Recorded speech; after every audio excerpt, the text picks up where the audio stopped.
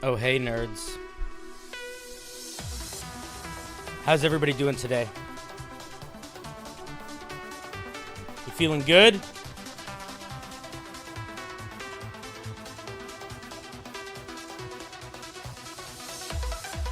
You feeling great? You feeling ready? Who's here? Say hi. Welcome to my show, friends. It is so good to see you. Oh, me oh my, ice cream and pie. Welcome to the show. Who's here? What's up, artists? What's up, Luke? What's up, Lord Sock? Nick Thompson, how's it going? Ender Jam, how's it going? Shades of the Moth, love to have ya. Welcome, welcome. Oh, Manischewitz. What's up, Adam? What's up, artists? What's up, Milky Boy? I forgot to get water. All right, I'll be right back. I'll be here in like 3 seconds. I'm still here. I'm still here. Don't be scared. Don't need to fear. Don't worry. I'm actually here. I know. It seems like I'm not, but I totally am. You don't even know that I'm not, because it's totally like I am here. No, I'm here. Hi. Hello. Hello. Hello. What's up, everybody?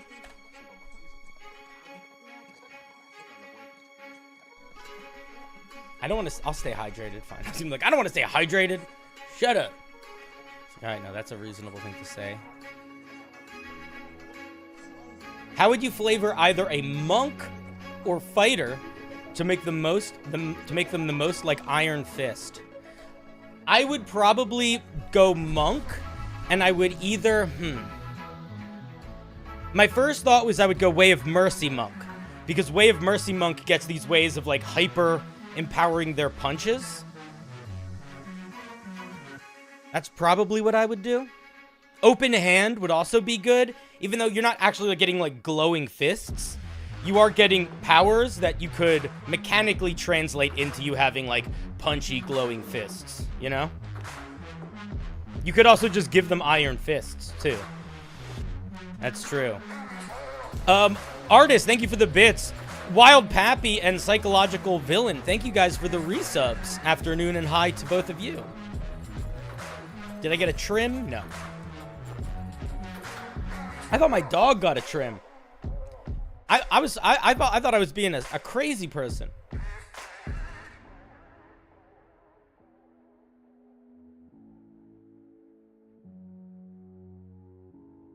My sister said it didn't get a trim, but it looks like it did. What's in the mug? Ice cream. Hey, Cinder, thanks for reviewing my stuff yesterday, even though I wasn't here. You're Oak. I talked to my players, and he's thinking of going Druid, as you recommended. Do you have the name of the dragon druid you talked about? Cheers. I do not have that offhand, but here's what I'll tell you.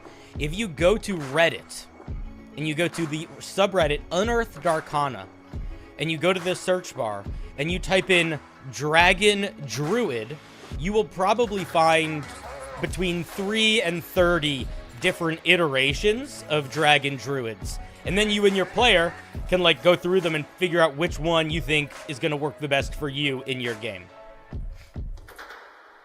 By the way, I remember your piece. I definitely went into it very intensely, but I want to say I commend the effort.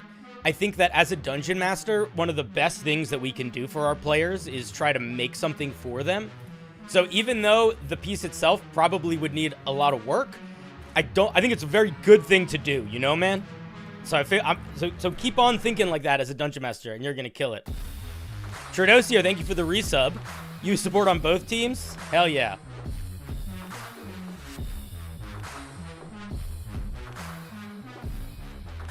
Can a character other than a bard romance a dragon? Anybody can romance a dragon.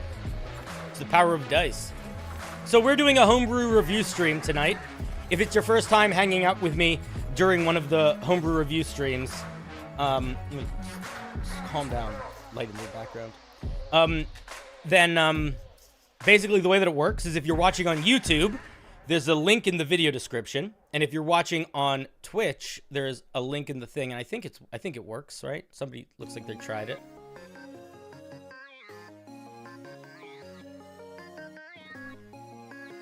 And you can submit Homebrew.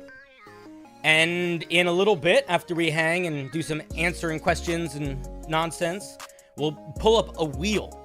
And upon that wheel, all your Homebrew will sit. And we'll spin the wheel and we'll talk about the Homebrew. And before we even start, I want to lay a couple ground rules. Ground rule number 1. I try to be kind, but I'm not always nice. Let's be honest with ourselves, okay? Also, this can turn off. Turn off, please. Thank you. Rule number 2. My advice and my thoughts are my advice and my thoughts. I'm wrong a lot, so I might totally be wrong sometimes. I'm going to move the Twitch alerts also up here.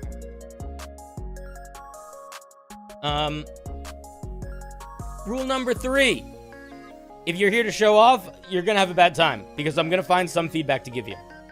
Rule number 4, you guys have to be nice to each other in the chat. Rule number 5, I can spend as much or as little time on a piece as I want. And you can't get mad at me for it. So if I spend an hour talking about one thing, you gotta be chill. And if I spend 2 minutes talking about one thing, gotta be chill. And that's pretty much that's like the social construct. That's the social contract. Can a character use Speak with the Dead to gain a tool, weapon, or armor proficiency from the dead? I don't think so.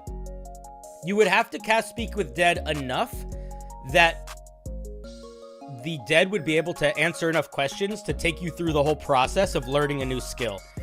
And I don't think you can cast Speak with Dead on the same corpse more than once. But if you could cast... If you found a graveyard and everyone in that graveyard was a carpenter, you could probably cast Speak with Dead on every single body to take you through the process of learning a carpentry skill. But that would be very hard to do and very time-consuming.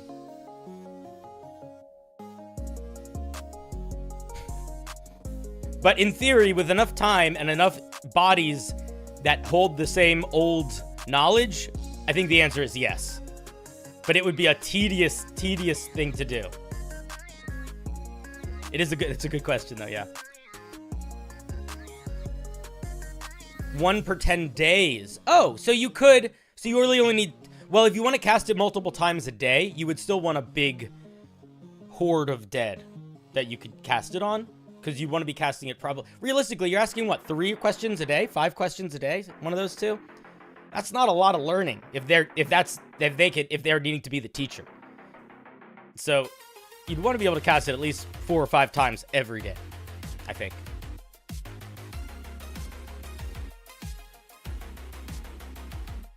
The way that I do learning new skills in my games are... Players can help each other learn new skills. So if, for example, one of my players was proficient in athletics, over a certain amount of downtime hours, they could teach someone else to have proficiency in athletics. But if they want to learn skills that are outside of their knowledge pool, they need to find somebody that can teach them, or they need to find a book that can teach them if it's something that could be taught in a book. And I don't really do new skills or languages outside of campaigns that I know are going to last a long time.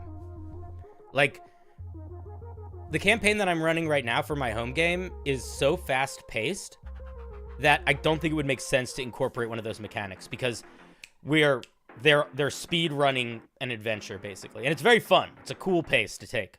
But there's not downtime for them to, like, sit and learn something for 8 hours. But I've also run campaigns where it's a meandering campaign and they're sort of wandering through, the hillsides, and there's sessions where not a lot of crazy stuff happens and they can just sort of sit and be roleplay,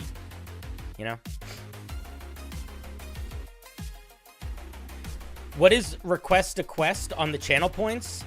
If you want to request a quest, I will pause the show and I will give you a specific quest that you need to accomplish. And anyone can try to accomplish that quest, but you have to try to accomplish it. And then, when you or anyone else that tries to accomplish the quest succeeds in accomplishing the quest, there is a channel in my Discord that I think is called Quest Requests, where you post the success of the quest. I also don't always notice when people redeem things like that, so if that happens, you have to tell me, because I might miss it. Or one of my mods can tell me. It happens sometimes. I'll give you an example of a quest from the past. A quest from the past was you had to make a dungeon, and it had to include, like, 2 pieces of candy, 2 toys, a rock, and a piece of paper. And you could put other stuff, but that was the quest. And people drew them and took pictures or things like that. Somebody made one in, Dungeon Draft. I only do 1 member-only stream a week. It was yesterday.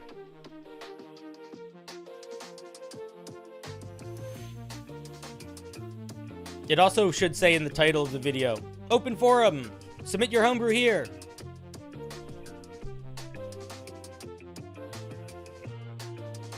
I suppose that could inspire a whole video. It would require... You know what? Trellnom, first of all, hi. Hello. Nice to have you here. Also, Boyman, hello. Zion Boyman, hello. I think it definitely could be a video. It would require more prep, because usually with the quest request, I like 2 or 3 people will do it. So maybe we'll do a special, maybe I'll do a stream where I sort of hype it up, and then I make it like a thing, like, okay, over the course of this week, everybody submit their dungeon, and then I'll do a stream where I look at all of them, and that would be the video. That's not a bad idea. That's a good idea. What's up, Great Worm?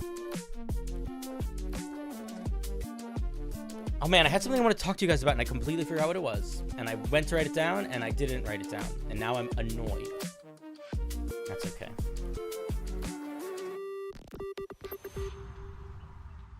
You don't have points for quests? Yeah, they're hard to get. They're hard to get. People were complaining that I didn't have any really high tier, like, point things, so I made that one. Well, Smolder is happening tomorrow. The Smolder review is happening tomorrow. So if you want to have a regular homebrew review, submit today. If you want to have a homebrew review where I yell at you and berate you and try to make you feel bad, or if you like the idea of watching that, that's tomorrow.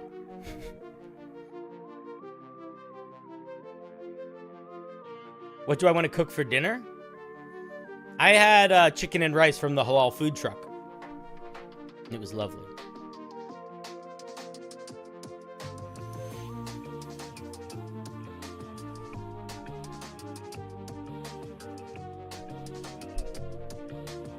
I had this idea of wishing for the knowledge to craft a ring of wishes. I would not, as a dungeon master, allow that to happen.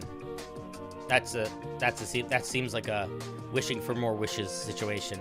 Like, I might, if somebody asked for D&D Beyond Link's work, if they're public, the way to check it is, if you look at the submission form, I explained very clearly how everything needs to work. But the way you check to see if your piece is publicly available and if you properly made it publicly viewable is you try to open it in an incognito window. Guys, my new video is coming together nicely. I have some new art for it. That's pretty cool. I'm trying to, the goal is to get the video out by Thursday or Friday. We'll see if I can accomplish that. I'm not any religion. I'm not from Earth. I don't worship my neighbors. People ask me all that all the time.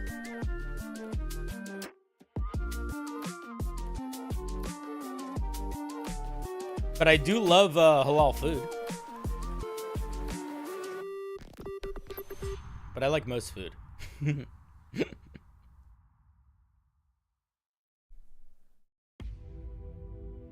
I made a weapon for my D&D called the Frost Hammer that gives frostbite when holding too long. Let's just say it's the first 5 rounds freeze, the 5 rounds frozen, third 5 rounds frostbite. All right, that's on cray cray. D&D is not my religion; it's more of my tool. And we'll pretend that I use it to talk about homebrew and make Twitch streams and stuff. There's no secret agenda. And there never was and there never will be. Don't even worry about it.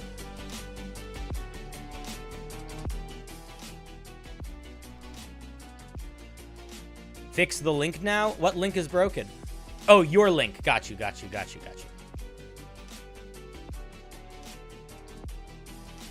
Is it like the last video or something different?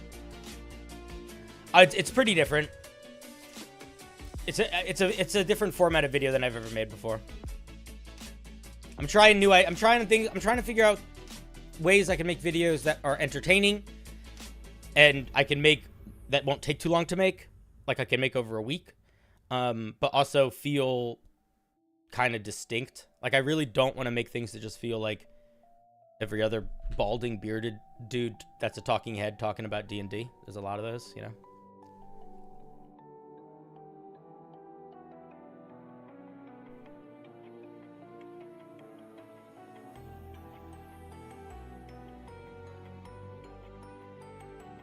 How many hours per day do you think you work on it?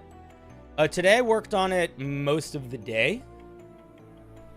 So today I probably worked on it for like 4 hours. And then I had to stop and get ready for stream and go shopping for groceries.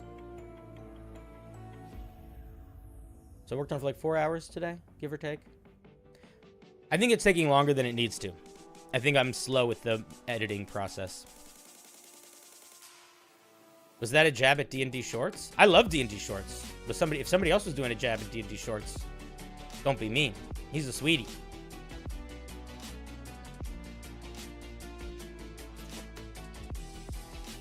Hooray! Quardle. How do I pronounce your name? Qualdir89. Thank you for the 2 gifted subs.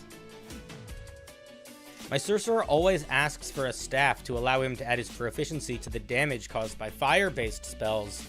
One DM did a great one that started at 3rd level, as the staff acted as an arcane focus for fire-based spells only. Then I got a quest around 8 where I found some information and upgraded it to cast Burning Hands. And around 12, doubled proficiency on my spell saves. That's very good. Double proficiency on spell saves for fire spells is insane. That's fun. I love weapons that grow and items that grow with you over time is like a cheat code to making people have more fun playing D&D with you. Genuinely. It's like a built... It scratches the lizard brain urge of D&D players regardless of how much they like roleplay or like combat or like anything. But the idea that they know that they have something that is kind of special for them, and on top of that, it will grow. Like it is potential energy incarnate. It's a very, very good way of like grabbing a player and being like, you fucking care about this game now. Do I play any other TTRPG systems? Not often. Skim Milk, thank you for the gifted sub. I do not play other TTRPGs that often. I'm gonna play Daggerheart this weekend for the first time. I play Pathfinder sometimes, but I'm not super knowledgeable on it. I played Savage Worlds for a while. And I've played some Powered by the Apocalypse games. And that's about it. And I guess some other like very short like one-pager TTRPGs. Most of my experience is D&D though.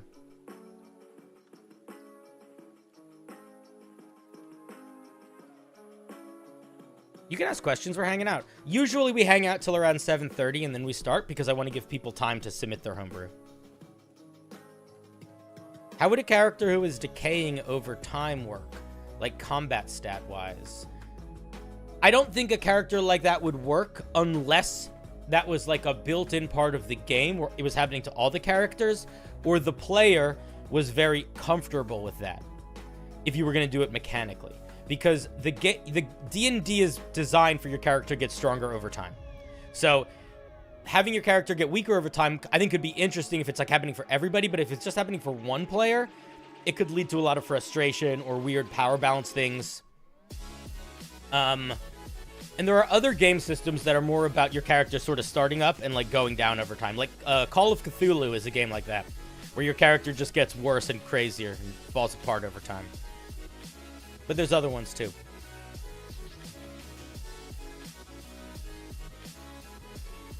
New computer's pretty good so far. You know, I'm still in that process of being like, oh god, there was so much stuff on my old computer that's not here. So I keep having to like turn my old computer on, get things off of it, put it on my new one, which is annoying. But it's whatever. It's a part of the process. When I got my new computer, I was very upset for a second because I thought I had to put it together, and I don't know how to put together computers. But I only had to put a little bit of it together, so I figured it out.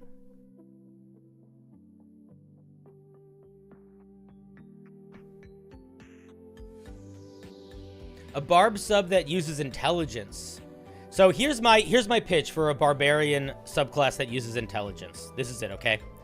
I've thought about this before a lot, and I love the idea of a barbarian that uses intelligence. I would do something like this.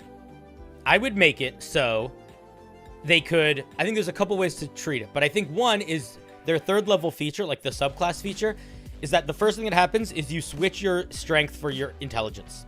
So they're just switched. So you were a pretty high strength character from level 1 and level 2, and now you're high intelligence, and so you're just become passively intelligent. And then all the features that would normally apply to your strength would now apply to intelligence. But then when you rage, it switches back. So the idea is you can be really smart and like kind of meager, and then when you rage, you become really strong again. And I don't know how that would feel from a balance perspective, but I feel like that mechanic would be cool.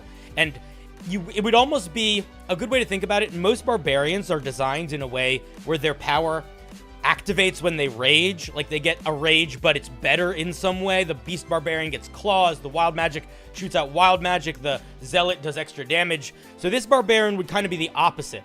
Its rage form would not have any special features at level 3, but it would passively have much better non-combat features outside of rage, where its intelligence would be quite high. I don't know if that would work or not, but that's like the idea that I would percolate with it. I've been kicking that idea around every now and then. I've never really thought it through too much beyond that idea, so I'm not sure how balanced it would be, if it would even be fun, but that's the way I was thinking it. You had a warlock who was under a lich, and he slowly decayed over time. The mechanics represented that. That's true, Skim Milk.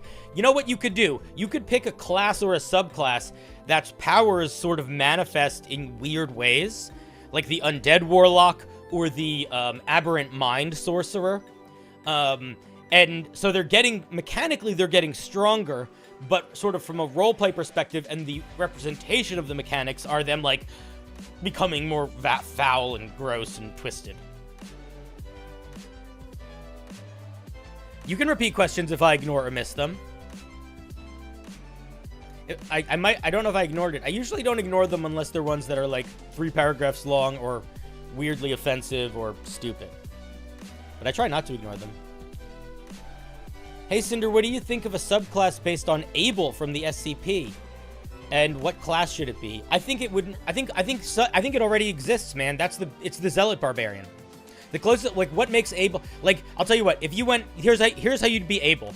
You go Zealot Barbarian, Hexblade Warlock. Done. That's Abel. You can summon weapons and fight with them. You can be brought back to life very easily. Done.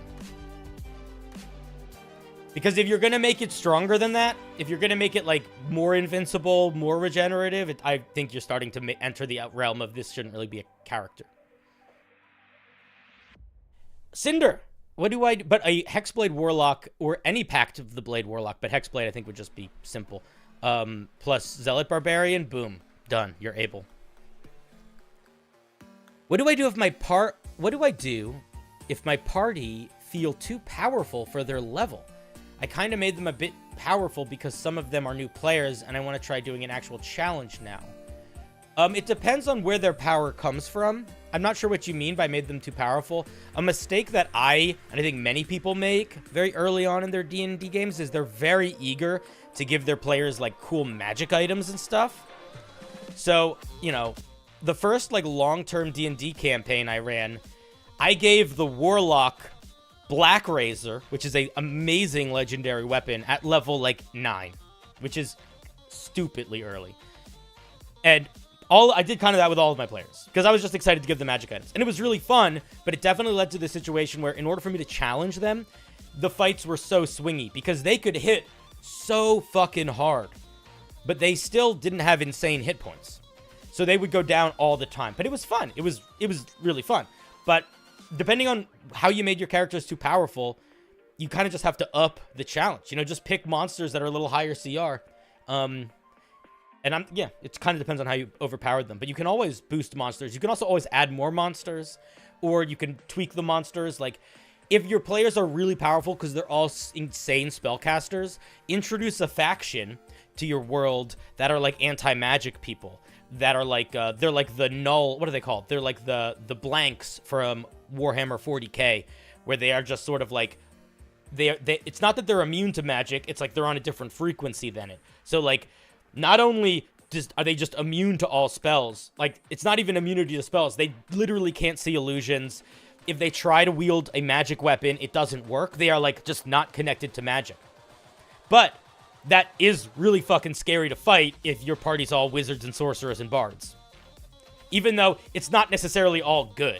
But if you do something like that, where you introduce something to your game world that is very obviously sort of in opposition to your party in terms of what it can do, you have to put in a lot of extra work to make sure that it feels like it actually makes sense in the world, and it's not just you as the dungeon master trying to challenge your players. Like, that's why I'm saying, if you go with, like, the anti-magic people, you really got to think about it. So, like, you know, maybe, you know, some people might fucking hate them, and they might be pariahs in some societies.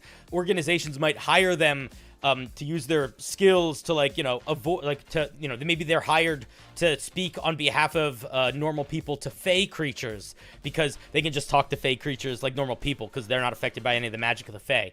You know, like, you can really lean into it, but amongst them, one of those would be a, like, sellsword group that is mage slayers. And then they go after your party.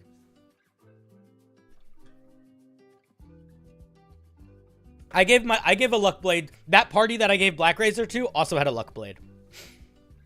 Yeah. They had too many magic items. But it was fine. Luck blade didn't ever actually do anything, because the player who had it was one of those players that's like an item hoarder. So he was always scared of wasting his wishes, so he never actually used any of them. I'm thinking of making a barbarian that's always raging in roleplay, but when they activate the mechanic of the rage state, they suddenly become really calculated. I like that idea. Yeah, you turn it into like they're focusing. I think that could work really well. Do I have any other fun ideas to add on to that? I think, I would say, I don't know if I have any fun ideas immediately to add on to that, but I would say, I think the question you have to ask yourself is, like, why? Are they raging all the time? And, like, how does that manifest? And how does that manifest in a way that's going to be fun for the other players to engage with? And then what is the force? What is the thing? What is the drive that puts them into focus mode? Is it magical? Is it, like, a state of mind? Is it a weird ritual they go through? Is it aliens? Is it a giant laser, like, robot antenna plugged into their brain that, like, calms them down with electric powers? I don't know. Could be lots of stuff. Do you think weapons that interact with legendary resistances, like nullifying one, could be balanced? I think it really depends. I don't know exactly what you mean by that. Legendary resistances don't come up that much, and they're really intended as a tool for dungeon masters to make monsters that are supposed to be a boss not be killed instantly by a spell. So I don't know if I would turn them into a mechanic I would have players interact with, just because I feel like they're there almost like as a safety net as a dungeon master, you know? Because monsters don't all have the same amount of legendary resistances. So you can...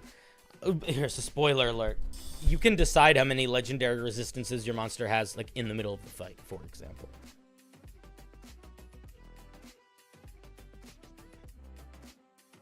Spider-Man shuts up when he rages. This is true. I'm running a campaign of anti-heroes that are intentionally OP, but there are several rules that will nerf them by making long rests less available. Oh my god. I'm already not reading well. Or giving them exhaustion more often. I don't love the exhaustion mechanic, but if you're enjoying that, that could be fun. You want to know how to do really hardcore mode in D&D? I didn't make this up, but this is how you do really hardcore mode in D&D. And it's also how you make spellcasters go from feeling like the strongest class in D&D to feeling like not the strongest class in D&D. It's also how you go from make players start thinking out of the box and using like every item in their inventory. You ready for it? Super simple. You just change how long it takes to rest. That's it. You make a short rest be 8 hours of sleep, and you make a long rest be a week of downtime. That fucks people up. Because then you really got to think about every resource you're using and really lean into the things that aren't resource dependent. It also really lets things like fighters and rogues shine. I did it for a very short game, and it was really fun. The thing that you have to do if you're going to do something like that as a dungeon master is you have to appropriately build the world in response to that. So if it takes a week of downtime to get your spell slots back, that means that every single time someone casts a spell, it has to be more impactful. So you have to kind of build the game world, not just the mechanics of the game world, but like the social logic of that world to exist in that way. It's a big deal when people use magic, because magic is not, even though there's a lot of magic around, it is a, you can run out of it very quickly.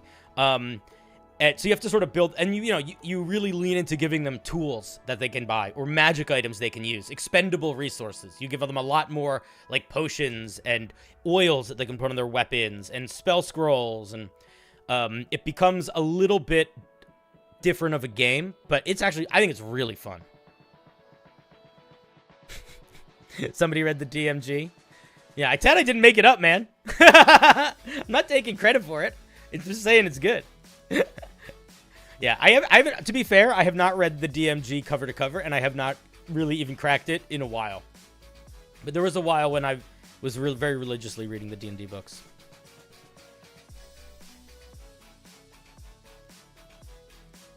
I'm using a variant rule where long rests can only happen at designated safe locations. That's an interesting idea. I like the idea of magic being more of a commodity. Yeah, it works well. All right, I think that was probably, I think we should, okay, listen, guys, realistically, the open forum nights, like, are the ones where I want to hang as much as I want to read Homebrew. So realistically, we'll keep chatting, but I also want to see what the wheel looks like, you know? Don't you want to see what the wheel looks like? Aren't you curious? Aren't you at all just a little curious, you heathens? You foul degenerates? I've been... tomorrow's stream's going to be silly. I'm not going to say that there are a list of insults written down somewhere and mean things to say in preparation for it, but I'm not going to say there's not that either.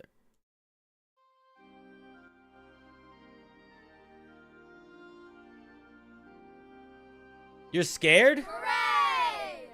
Psychological villain, you gifting a sub? You're very kind. Thank you. Yeah, this video. So another variant rule. Okay, wait. I'll show you the wheel in 1 second. But another good variant rule in D&D, and I believe it's on page like 288 or 289 of the Dungeon Master's Handbook, Dungeon Master book, is variant spell rules. And it's instead of using spell slots where you have like a certain resource for each spell level, you use spell points. So you have one resource that you split however you want into different spells. And it's definitely a power up. Like it makes you much more versatile in the amount of spells you can cast, because you can't necessarily cast more of everything, but you can cast more. You can basically cast more of everything. You just are focusing your resources in. So like you could cast like way more 4th and 5th level spells than you normally would be able to, but you're basically then out of resources for the day.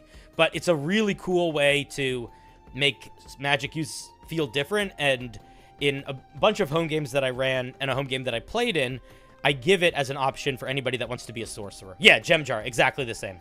Exactly the same. How many your mama jokes? I actually don't have any. I'll be honest, I don't have any jokes. It's all insults. It's not funny. Hey Cinder, do you lean more into exploring themes or pursuing specific plots/OC villains when building your campaigns? If you've done/do both, what have been some favorites? Hooray! Well, thank you very much for the gifted sub, artists, and for that lovely TTS, Dr. Slobin. When I'm building a campaign, I start usually with like a vibe that I want, a vibe that I know I want it to be. And I usually start very small, and then I have like an idea of something bigger that I want to pursue. But it almost always starts from like, I think of a weird thing in history that happened a while ago, and I think about how society would have evolved from that. And then I think, what is like a big deal in the society that would have evolved from that? And then that's where the story is going to start. So I like to start like in a moment of change or upheaval in a place that is already sort of built out of some older stuff. Because I feel like that fits D&D so well, to have like ancient relics and ruins and like secret histories and buried lore and stuff. And then in terms of the plot, I usually get really focused on like very local villains. I like having like a villain that's like got a plan and they're a character and they're like doing a thing, or a monster or a creature or a thing that nature's doing, and it sort of becomes like a Scooby-Doo episode where people are trying to figure out what's happening. And then sometimes the things that they're figuring out will tie into bigger things. One of my favorite villains I ever made, one of my favorite NPCs who I've ran multiple campaigns around. If I ever run an actual play, I probably will incorporate them at some point. I called them the the Moonlit Prince. And they were the bastard child of a demon lord and an archfey. And they wanted to start their own kingdom, their own court. And they were going to start it in the material plane. And they were going to call it the Twilight Court. And they basically were rallying fey and magical creatures to start taking over, like, pieces of area. But, you know, it was pretty fun. They were a cool character. Every time they entered an area, I would play electro swing music, and they had an aura around them that forced everybody around them to dance. It didn't hamper them. It wasn't like Otto's Irresistible Dance where they lost their movement, but it was like it literally couldn't be turned off. So it was like their very presence had like a big weird effect on the world around them. So like from their perspective, the entire world was always people dancing because they only ever saw people dancing. For example, they were a fun character. My party have recently been very murder hobo-y, and I might not be the best at giving them NPCs they don't want to kill. So we were running Ghost of Saltmarsh, and we took over the sea ghosts, and the party learnt sea serpents were after the sea ghosts, and they were to try to escape, and then the party overtook them. The party had to work together with lizard folk to escape, but they were just not fast enough without the help of smugglers, so they reluctantly freed them and helped. And they escaped. Adventure! You'd like to see that electro swing villain I mentioned? Yeah, he was a cool guy. All right, wait, let me show you the wheel. Let me show you the wheel. Boom! Considering it's one of the open wheels, it's not huge. Not a huge wheel. If anybody still wants to submit some brew, you totally should. And if you're like, I don't want to, then you definitely shouldn't. Wow! Sorry, I don't know why I did that.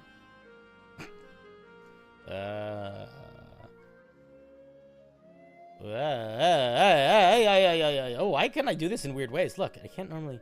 Why do I have so much power here? OBS is different on this new machine of mine.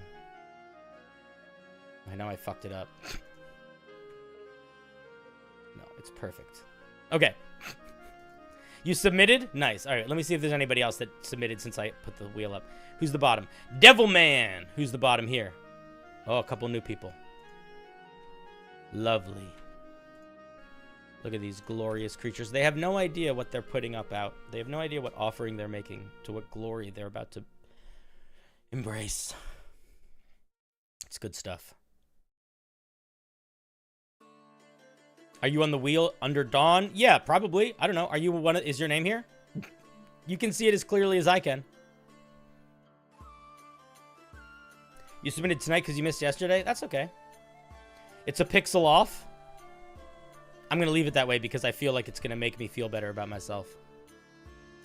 Hey, Cinder and Flea Mortals. There's a bit about the bag of rats problem and how it's incongruous with the fiction given swarms don't count as hundreds of kills. What are your thoughts on that?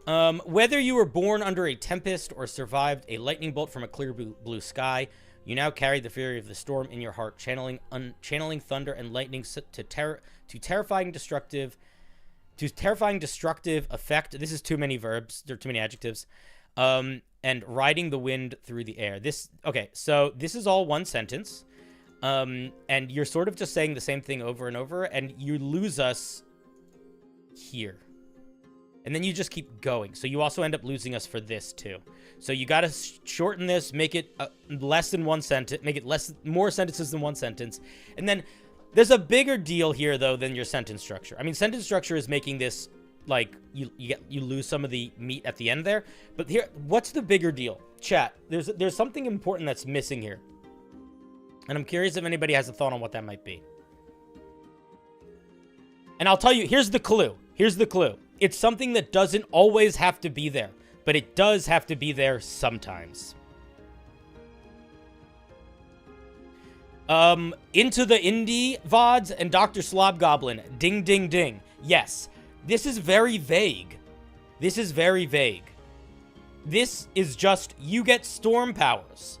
Like, literally, if you took this whole thing and erased it and you wrote the phrase, you get storm powers, that would be giving us the same information. We wouldn't be losing any information about this subclass with those 4 words. That's not what you want out of your flavor text. If there were no storm subclasses in D&D, if there was no lightning storm class, if there was no storm subclass, this flavor text would be totally appropriate because you would be introducing a new element.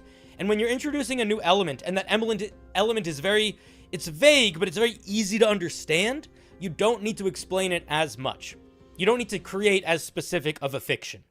But as said earlier, we already have 2 different storm subclasses. This one, even though the other 2 also, I would argue, don't do the best job of making themselves feel distinct from each other in their features. Not in their features, excuse me, in their flavor text, because I don't think they do. You kind of have to deal with the fact that they exist regardless of whether or not they do a good job of explaining themselves.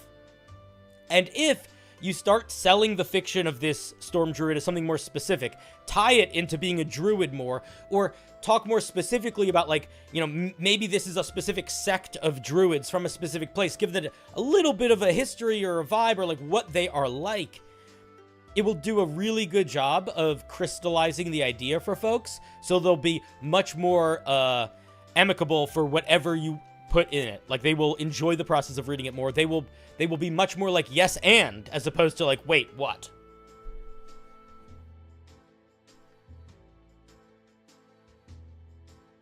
Ashwinter, that's not an excuse. If you copy flavor text from something else and that flavor text is not adequate, I'm still going to say that flavor text is not adequate. Yeah, I would say the problem there, it's like a college essay. If you copied your homework from your friend and your friend got a C-, you're still getting a C-. And the fact that you copied your friend doesn't make that better. You know what I mean? So, again, it's fine if you don't care that much, if this is just for a home game, but if your goal is to grow as a writer, and if your goal is to get people to, like, get invested in your writing, you should always be trying to elevate it. And by elevate it, I don't mean make it longer. I don't mean add more big words. I mean make it the process of reading it like an exciting journey. And keep in mind where it exists in reference to everything else, like in reference to where it sits. Like that description in Pathfinder might be totally appropriate for Pathfinder. Anyway, let's move on. Okay, so we get some spells from this spell list. Okay, let's see what we get. We get Shocking Grasp, Featherfall, Witch Bolt, Blur, Shatter, Lightning Bolt, Thunderstep, Freedom of Movement, Storm Sphere, Control Winds, Far Step. Genuine question. Why did you go with Lightning Bolt as opposed to Call Lightning? Call Lightning is so much more of a storm spell. I feel like it would make so much more sense for a druid to always have Call Lightning prepared than to get Lightning Bolt. I would probably switch that.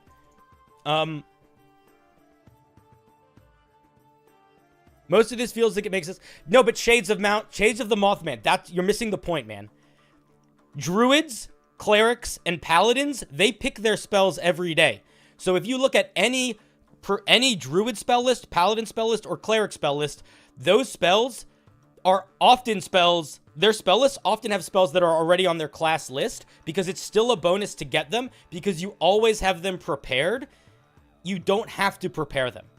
Look at any druid subclass that gets a spell list, any cleric subclass that gets a spell list, any paladin gets a spell list. They are the characters that can change their spells. So their spell lists don't need to be new spells. And I personally feel like this is not the lightning druid, this is the storm druid. Call lightning literally makes a storm. It feels like it would make more sense to me. But yeah, the only time that you have to be like, oh, I have to make sure these are spells that aren't normally on their spell list would be things like the Warlock, basically. Where it's not giving them those spells for free, it's giving them the option to learn those spells. Far Step is a teleport spell, right? I don't know if I would put a teleport spell. You're already getting a teleport spell. And teleport already is kind of like a reach.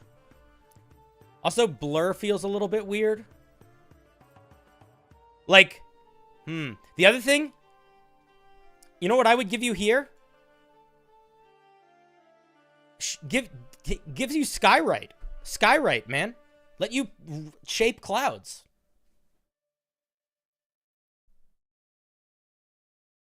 Just because getting Lightning Bolt instead of Call Lightning gives you new spells to mess with, I don't know if new spells to mess with is a reason to give a spell. If either one is very good for the fiction and one of them is better for the fiction. Like, or either one is very good spell and one is better for the fiction. Like, if you like it, fine, keep it. It really doesn't matter. But if your goal is to sell the fiction of this thing as a storm druid, Call Lightning does a better job of that. Yeah, I would switch out Blur for Skywrite. Okay, let's see what we get here. Do druids all get the spells at 2nd and 3rd level? Is that a thing? Or is that special for this one?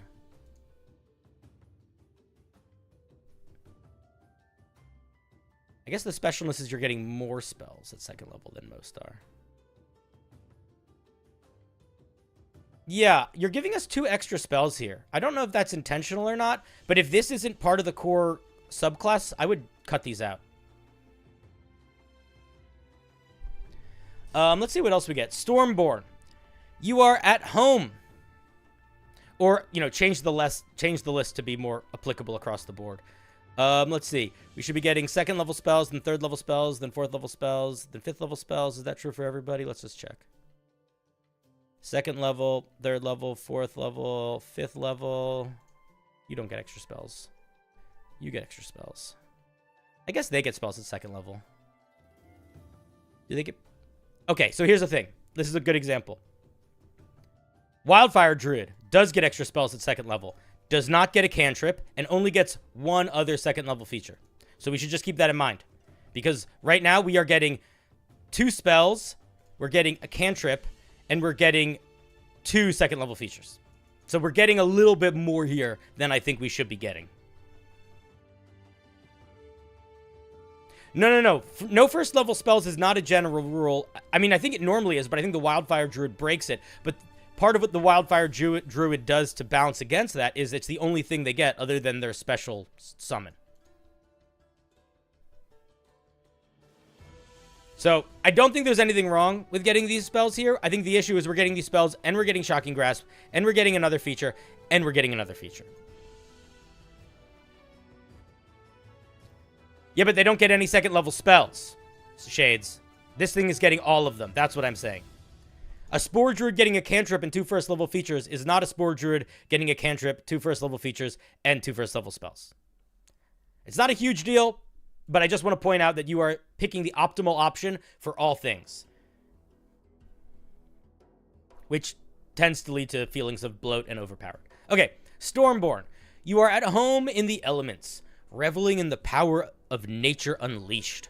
Weather effects, both natural and magical, do not impose disadvantage on ranged attacks or wisdom perception checks for you, and a number of creatures of your choice equal to your wisdom modifier. That's really strong. You need to... Where are these creatures? And how long do they have this? So, this is a just permanent all the time on feature. So if you want to extend this to your allies, it essentially is turning it into like a paladin aura. That's really, really, really strong to get at first level. I think that if I were you, I would completely drop the thing where your allies can share it. And I honestly would probably, if you're going to get something like this, I think you got to tone back the magic a little bit. Because that's really fucking good. Especially as a druid, this essentially, because here's what this is happening. Here's what's happening here. This is essentially giving you the combo of darkness and devil sight all in one. Because as a druid, you always can cast fog cloud if you want. And now you can just see through that fog cloud. So it's a cool idea, but I think you got to tone it down a bit. This is just way too strong. Seeing through fog cloud is stronger than seeing through magical darkness since other monsters have devil sight. Yeah, that's a good point. Yeah, it's just too strong. Let's take a look at Tempest Surge. Starting at 2nd level, you surround a foe in a swirling storm of... You can surround a foe in a swirling storm of violent wind, roiling clouds, and crackling lightning. As an action, you can choose a creature within 30 feet to make a dex saving throw. The storm deals 2d12 lightning damage on a failed save and half as much on a success. You can just feature a number of times equal to your proficiency bonus, and you gain all expended uses when you finish a long rest. This is sort of a nothing burger feature. This is like, here is a different cantrip that you get. I don't think we need this. We get Shocking Grasp. This is just, like, why are we getting both?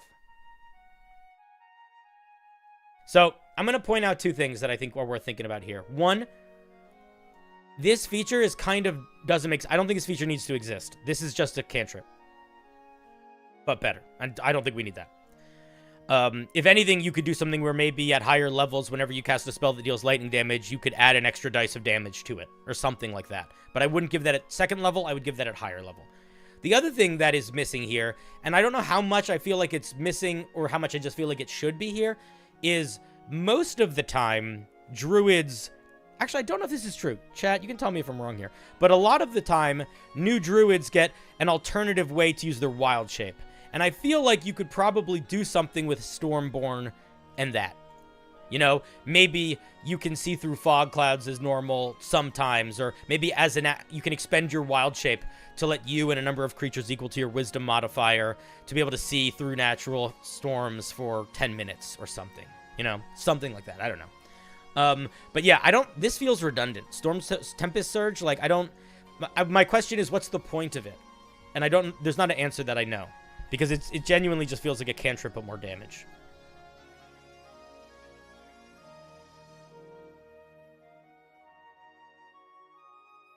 Let's take a look at 6th level. Stormy Retribution. Starting at 6th level, you gain resistance to lightning and thunder. Makes sense. Also, you can use Tempest Surge as a reaction when you are targeted by a melee attack, choosing the triggering creature as the target. In addition, a gust of wind pushes the target 10 feet away from you. If it fails its save or pushes it, this is just, isn't this just a thing that isn't this just literally pulled from a storm, one of the other subclasses, one of the storm subclasses? Pretty sure this is just a feature that they have.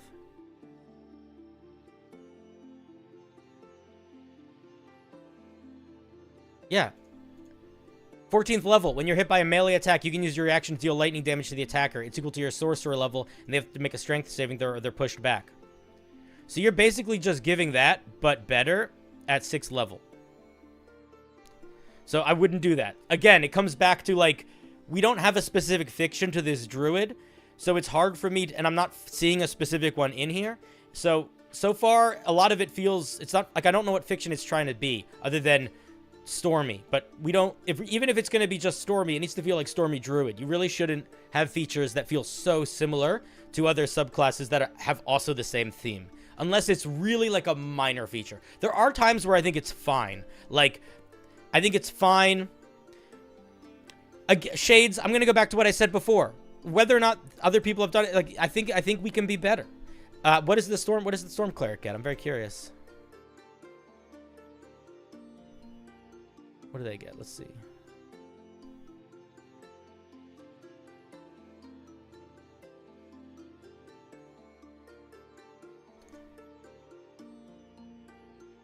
It is quite similar, but here's the difference.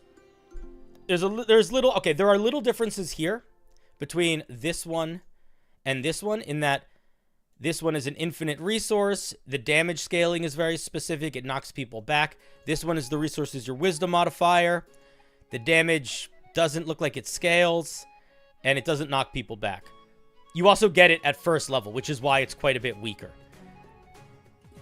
The difference between the Storm Fury here and Druid Circle and Stormy Retribution here is, again, the damage scaling and the pushback.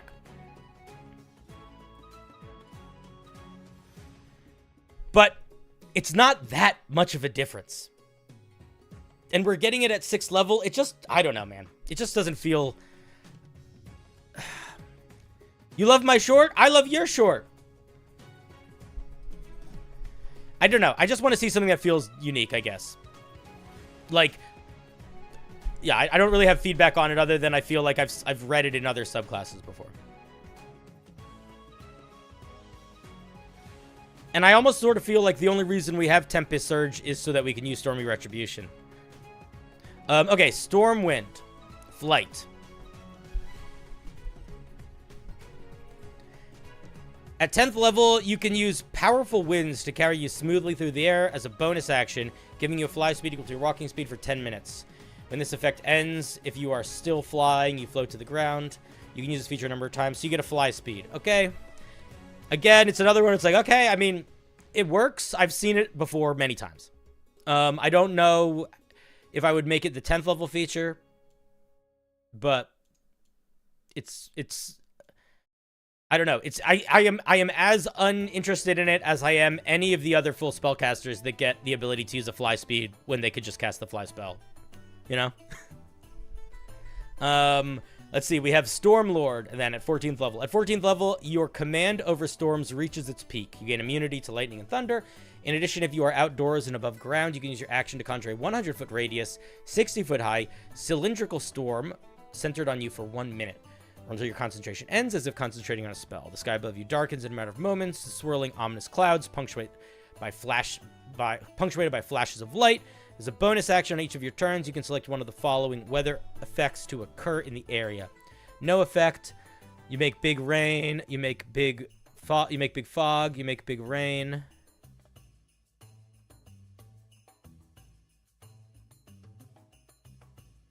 Ranged attacks are made at disadvantage.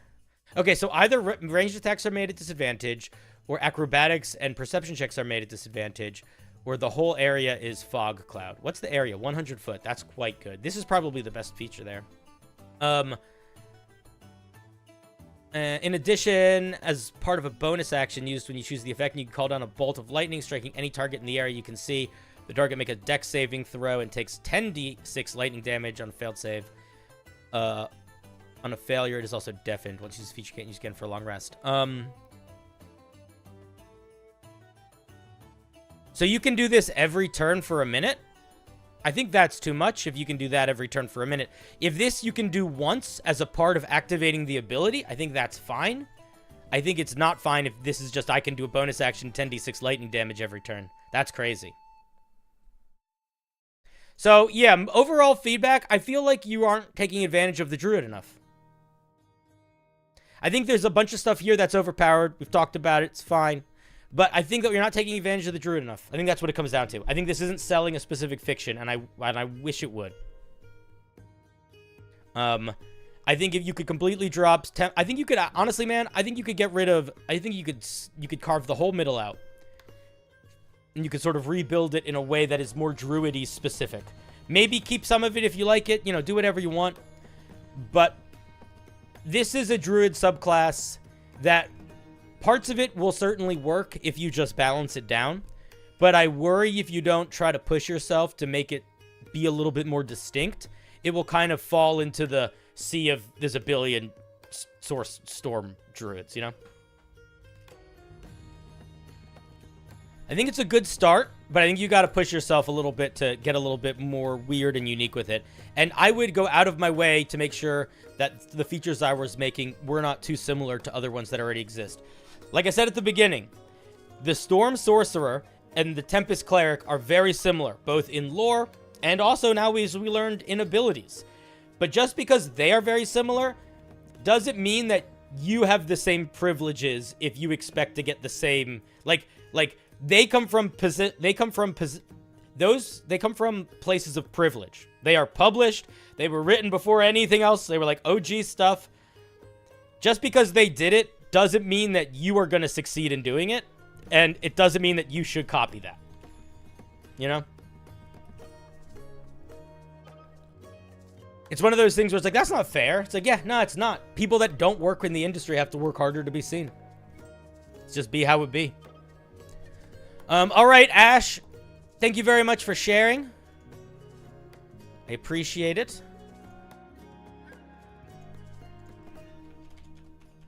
Let's give Ash a round of applause. There were some interesting things in there, too.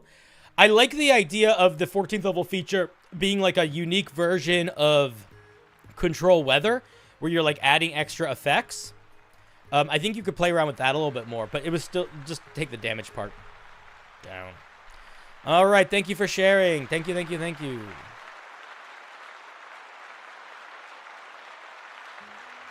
Boop. Boop. You have a question? What's your question?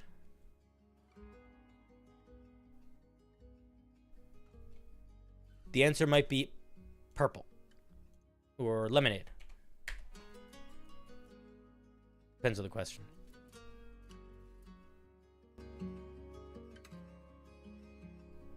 What if the Stormlord gives additional 1d4 damage per spell level for thunder or lightning spells? You could do something like that. I think the idea of the idea of enhancing your thunder and lightning spells would make a lot of sense. It's also very similar to there's other subclasses that are like elemental damage focused, mostly fire, that get features like that. Like the Celestial Warlock gets something like that. I'm pretty sure the Draconic Bloodline Sorcerer gets something like that. So those sorts of things are out there too. So there's stuff you could pull ideas from. When will he's not my brother, he's my cousin, and he will be here tomorrow. My cousin's running my show tomorrow.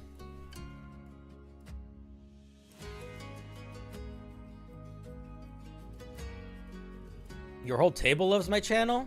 That's very nice. Tell your table, what are their characters' names?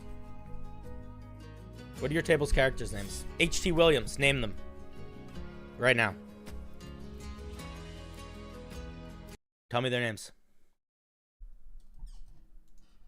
I'm not finished. Not their human names, their character names. We're not doing anything until you tell me their names.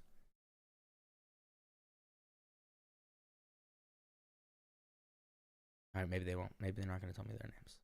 Tell me. I want to know.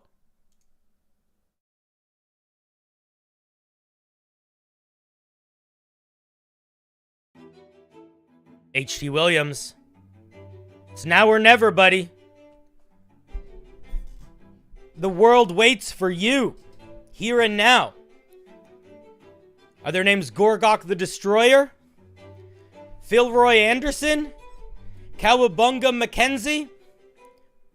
Alabaster Sinclair? Leroy? Sam? Colonel Haagen-Dazs? Cappuccino Joe? Oh, no, it's not. Okay, H.T. Williams, here. This is for your players. Somebody clip this or something. H.T. Williams. Hi.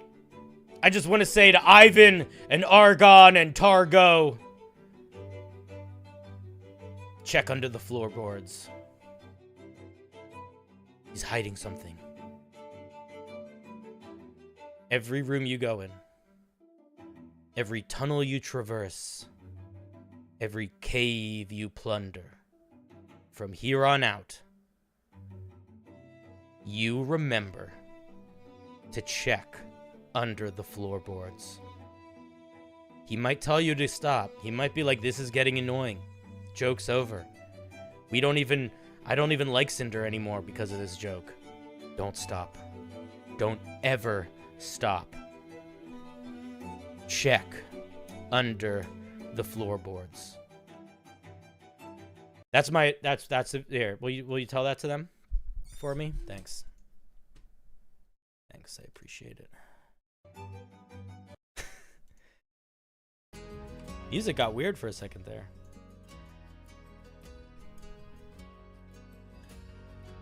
Can you imagine how fucking annoying that would be? If, like, you're trying to run a D&D game and your players won't stop doing this stupid joke and they love it and you kind of hate it. That would be hellish, I think. God damn it. I hate my fucking screen. Got all messed up. Here, now is it better? Can you guys see it good? There. That's what I want it to look like. Okay. Should we spin the wheel? Let's see if there's somebody new that came in. Hakase! Welcome, buddy.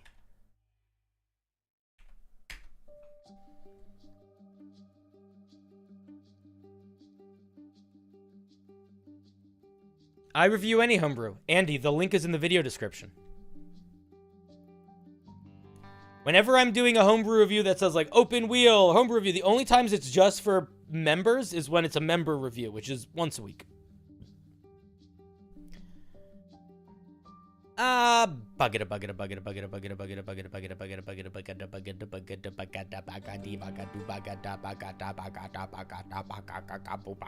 Artists! What you got for us today, Artie? Cinder was inspired by the art stream a few weeks ago and made this, the Echo Raptor. I looked at this already. Artist, I think I looked at this already.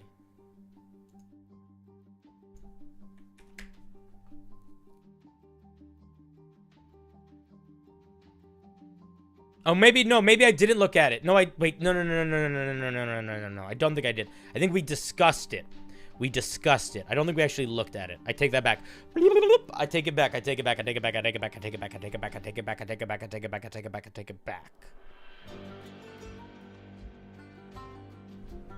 What app is he using to make homebrew characters? Who knows?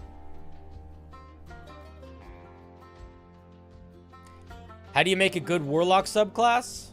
You look at all the other warlock subclasses. No, you don't. You look at the Fiend Warlock subclass, you look at the Fathomless Warlock subclass, and you look at the Undying Warlock subclass. Not the Undying, excuse me. The Undead Warlock subclass, or the Celestial Warlock. You look at those warlocks in some combination. Fathomless, Fiend, Undead, and Celestial.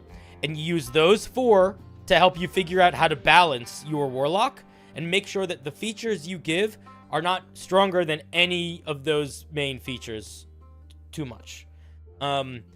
And then you look at all the warlock stuff to make sure that you're not copying them. But use those four to help balance your piece out. And usually, there's between 6th level and 10th level, one of those features is very utility and one of them is very defense. But not always. Usually at 14th level, they get like a once-a-day big heavy hitter move. Usually at 1st level, they get something that is more than once a day. It's either all the time on or multiple times a day or once per short rest. That's a quick and dirty. Okay, Echo Raptors. Oh, let me post this to the chat, sorry. Oh, chat, you dirty fiends. You sensual tyrannosauri. You think you're so tough with your legs and your feet? The Echo Raptor stands 6 feet tall and 8 feet long, with an elongated snout and 2 tri-clawed arms. It has a thick coat of feathers like a bird. They will hunt in packs. They hunt in packs and are extremely territorial and communicate with one another through a series of squawks and growls. This last part could be its own sentence. Okay, so they're a large creature. What's their CR? CR 5. Chonky boy. Did you do your math here right? What's 12 times 5? I mean, 12 times 2. How did you get to 30 hit points, Artis? Where did you get to... Where's this plus 30 come from? Not Undying Warlock. Undying Warlocks are bad. Undead Warlocks are good. How do you make a link for the Cinder Wheel? You post... you make a thing on Google Docs. The con modifier is 2, right? So the con modifier is 2, okay? So that means for every hit die we use, we should add plus 2. How many hit die are we using here? Are we using 10 hit die or are we using 12? We're using 12. So what's 12 times 2? 12 times 2 is 24. So this bonus should be plus 24. Artist, this is not the first time you've done the math wrong.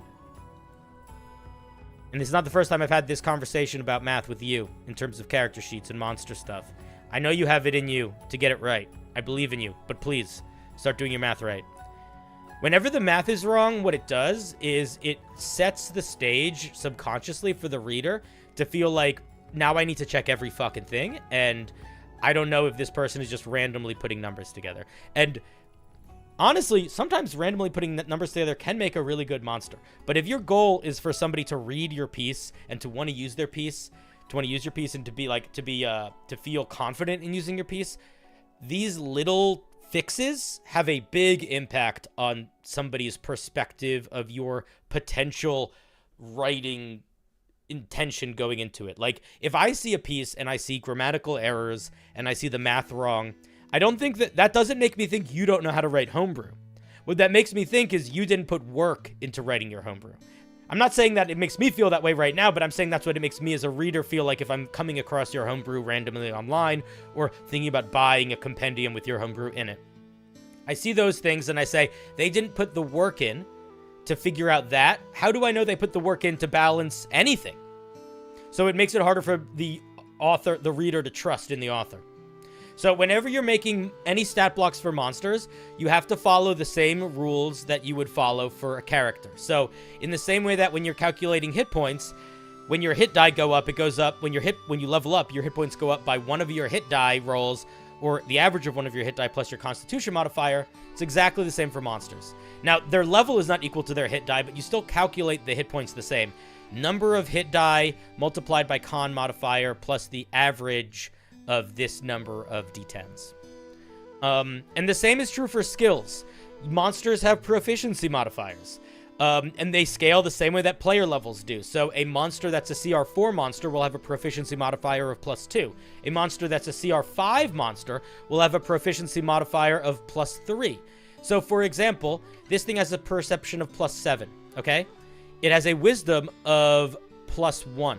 How does it have +7 to perception? So let's assume that it has +3 to its proficiency score. So it could have +7 because it could have expertise in perception. So that could work. So that's kind of what you need to do. You need to go through and like do that math. And it's not that hard to do. It's literally the same math you would do for your character sheet. It's resistant to force and piercing damage. That's interesting. Piercing damage. I like when monsters are resistant to not all bludgeoning, piercing, and slashing. A couple of them. I think that's fun. Also, being resistant to force damage feels weird. I feel like this would make more sense as thunder damage if it's intended to be related to sound at all. I feel like force damage is like magic and like energy. It has keen senses. It has advantage on wisdom perception checks that rely on smell. It has pounce, so it can pounce and knock people down. It has pack tack. It has evasive. It has multi-attack. Did you do the math right here? You did the math right here. Okay, it has a bite and a claw and a call pack. The raptor squawks loudly, drawing the attention of its pack. If any members of its pack are within 1d3, within a mile, 1d3 arrive within 1d3 rounds.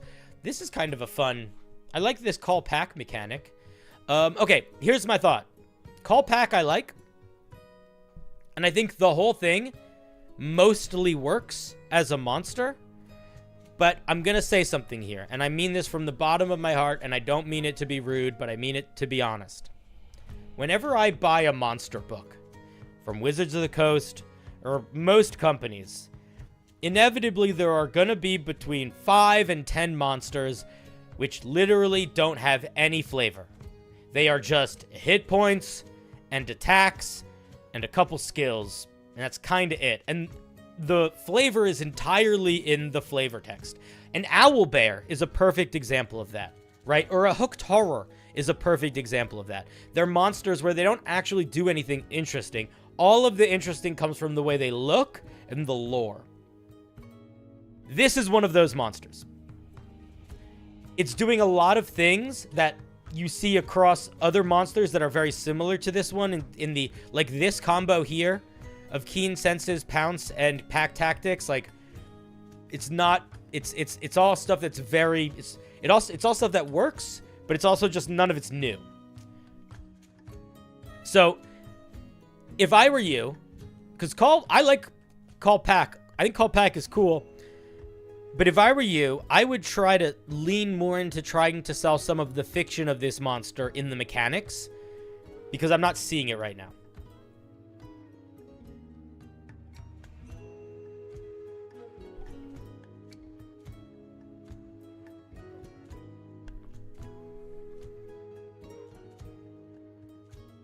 I don't suppose you have a recommendation on how to go about using a popular source material like fairy tale heavy Shrek verse, but avoid it making it feel like you're just ripping it off. If you change the names of everything, it is, people won't notice. But yeah, overall, man, like, this monster would work. If you get all the math right and stuff, this monster will work fine. I think the damage output and the health, I think all of that's fine. I think evasive makes it a little scary strong. Like, all of these together are pretty powerful, these features. Getting a +8 to hit for a CR5 monster is a lot. I feel like CR5 monsters usually are not getting quite that much, but it's probably fine. I would just say, what else does the Echo Raptor do? Like, we get that it's resistant to force damage here, and I want to know why. And I wish I could see why more in other features that it had. Those are my thoughts. Thank you, artists. Let's give them a round of applause.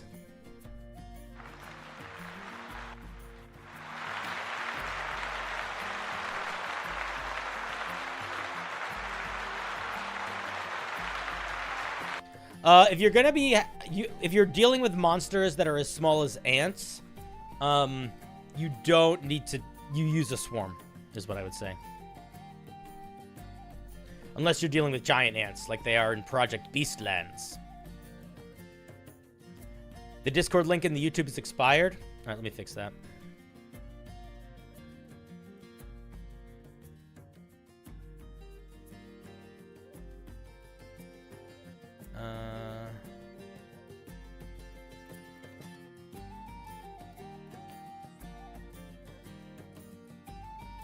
I'll fix it right now.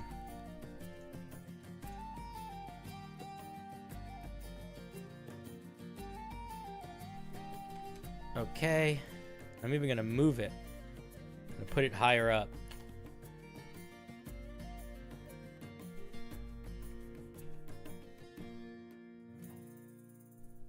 Oops, I'm fucking it up.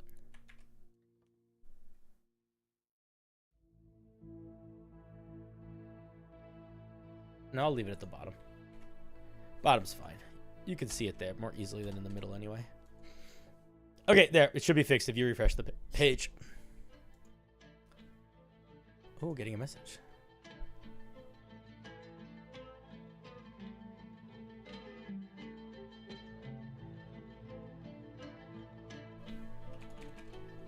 Oh, I'm super down.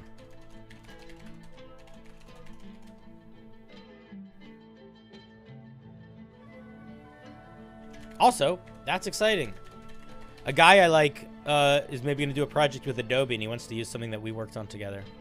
That's cool. Okay. Sorry. Anyway, artists, thank you very much for sharing the Echo Raptor. Thank you, thank you.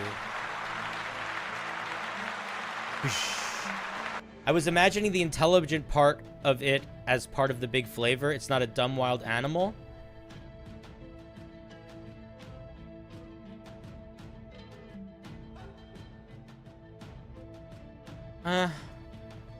I mean, that might be, that's part of the flavor, dude, but artists, again, like, that's what I'm saying, like, that's not a lot. Like, yes, that might be part of the flavor in your mind, but you have to think about what that actually looks like on the page. What that looks like on the page, like, how do you express that this thing is not a big, dumb, wild animal?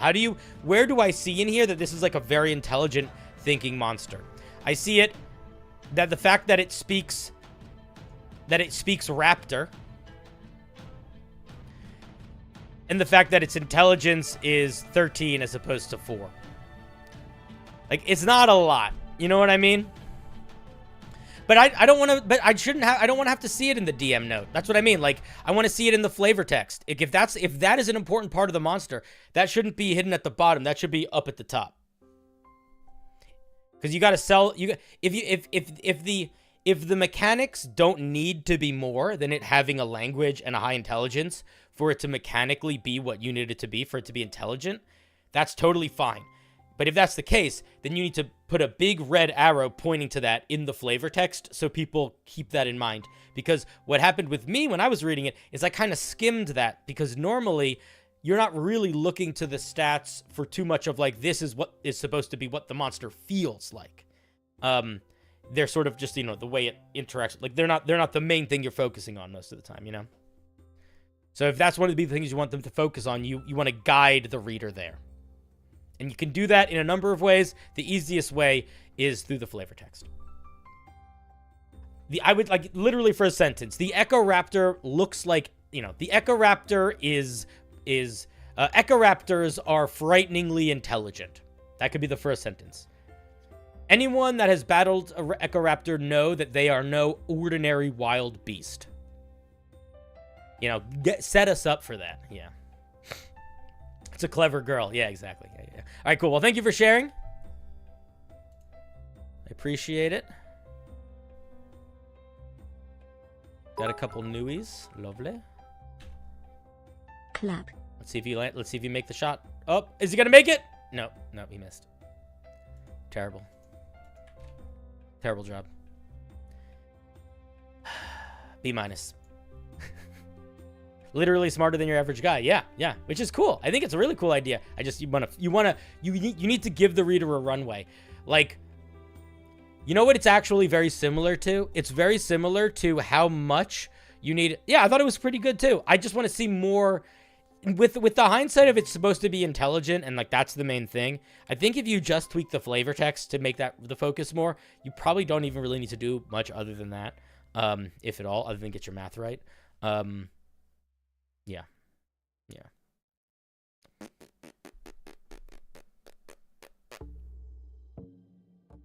Yeah, I'm like I said, it gets balanced. Like, you could throw that in a game right now and use it. It'd be fine.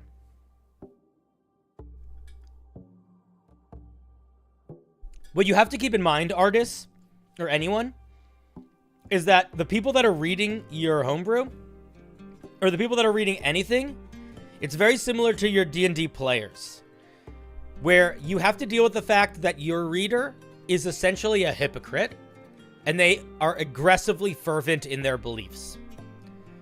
And I'll tell you what I mean by that. Your D&D players and your readers are people who think they are quite clever, who know they're pretty smart, and who know that they're right at least most of the time. That might not be true, but they do know that. They know that they're right most of the time, and they're pretty smart. Even if that's not true, they know it. The other thing that you have to contend against that with is that they will never, ever pick up on subtlety. Ever. So if you are creating a monster stat block, or you are creating a D&D campaign where the plot requires subtlety, like if I need to be subtle, if I need to notice the little nuances to solve the mystery, I am not solving that mystery because I am a D&D player who knows they are right but is actually not good at noticing anything. And when I'm reading a D&D monster stat block, when I'm just a reader, I am somebody who knows that I'm right. And I know I'm reading Homebrew, so I know that I'm probably reading something that has some mistakes. And I also know that I'm very good at picking up clues, context clues for what something is supposed to be. And I am not going to notice that little nuance because in actuality, I am really not that good at any of those things. So when you're writing for D&D or anything, you have to, this is the tightrope that you have to figure out walking. And I've never said it, I think, in this way before, because it's a little bit frustrating to think about in this way, and it, I think, can make you overthink what you're writing, because I don't think you need to think about it this much. But what you're basically doing when you are writing is you are walking a tightrope between trying to make people feel like you're giving them as little information as possible because they understand and they don't need it to be explained to them. But while doing that, you are giving them the very critical information and putting a blue highlighter over it so that they see it, because if you don't do that, they're never going to notice it. So you have to treat them like they're smart, but give them information like they're dumb. Does that make sense? That's sort of like concise writing in a nutshell. That has nothing to do with, by the way, the way you built your monster. I genuinely think your monster would work well and fine. And I think that, as is, if I didn't notice the nuances, I would just treat it like a giant velociraptor, and I would still have a lot of fun with it. Excuse me.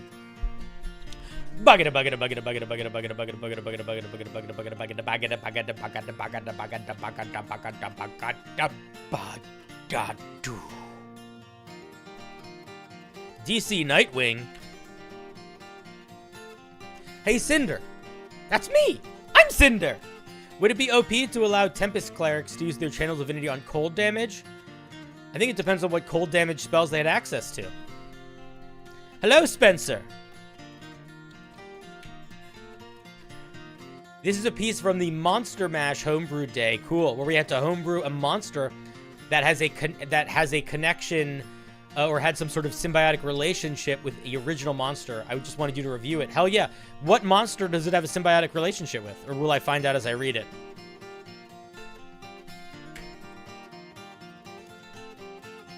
Crawling Claw. Got it. Is it Crawling Claw? Is that the creature it has a symbiotic relationship with?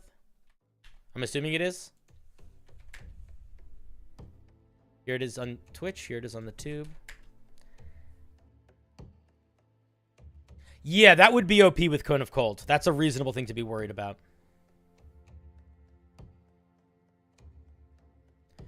You've seen in writing you have to assume your readers are as smart as the average reader, or not smarter or dumber, because some will be smarter and some will even be more oblivious. That's a good rule of thumb, but I don't know. I feel like for things where maybe for general writing, that's a better rule of thumb than for D&D writing. But for D&D writing, you have to kind of hit people over the head with bricks every now and then. The thing is, the way that you treat a writer as intelligent is you can tell them what's going on. You just don't repeat it. You know? And if you tell them what's going on by it happening in a scene, then you don't need to mention it. If you tell them what's going on because they can see it through the context of the story, that's telling them what's going on. Writers start to feel dumb when you start to over-explain things. Or readers start to feel dumb.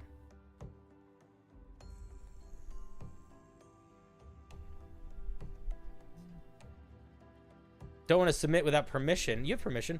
But I had a question. Could I submit a piece that shares nothing mechanically or in name with a piece I've already submitted but does the same theme? If it's a different piece of homebrew, that's fine. What do you mean by shares the same theme? Like you made a storm cleric and now you're making a storm barbarian? I don't understand. You like the way that chat pops into view? Thank you. I did that myself. Okay, so this is a companion to the Crawling Claw. The Crawling Claw is just a cute little guy. I don't know if you have a picture of it. You don't, that's fine. The Crawling Claw is just like a big little, it's literally like a zombie hand. Its cousin, its thing. Here it is again in the chat. Let's see what we got here. Swarm of crawling lava are groups of larvae infected by the necrotic poisons that seep into corpses that normal larvae feed off of. I might say maggots here. This turns them into a swarm of larvae, and instinctively seeks out and craves warm bodies to inflict with the same infection that has transformed them. Okay, this sentence is chonky. I don't know if you're doing this, but you should start practicing reading your sentences out loud. You will start to notice when they feel like they're going on too long. It will help you dramatically. Group mentality. A swarm of craving. I feel like this also, is it craving larva? Like, what is craving larva? Is I don't know if I like this name. I feel like this name is doing you no help here. A swarm of craving larvae usually group up in even larger masses just under cemeteries or historical battlefields.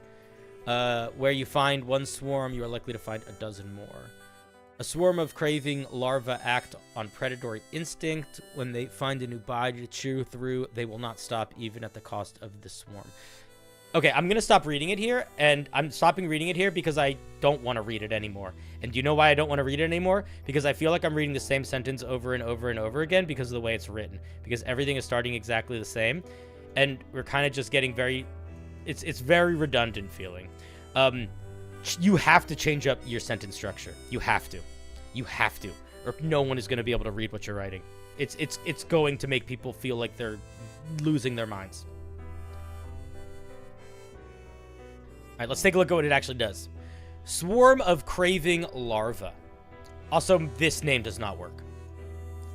That's an opinion thing. You can just disagree with me there. Okay, they got some hit points. They got some armor. They're immune to poison. They're immune to a bunch of stuff. Are these just all the swarm things? Seems like it.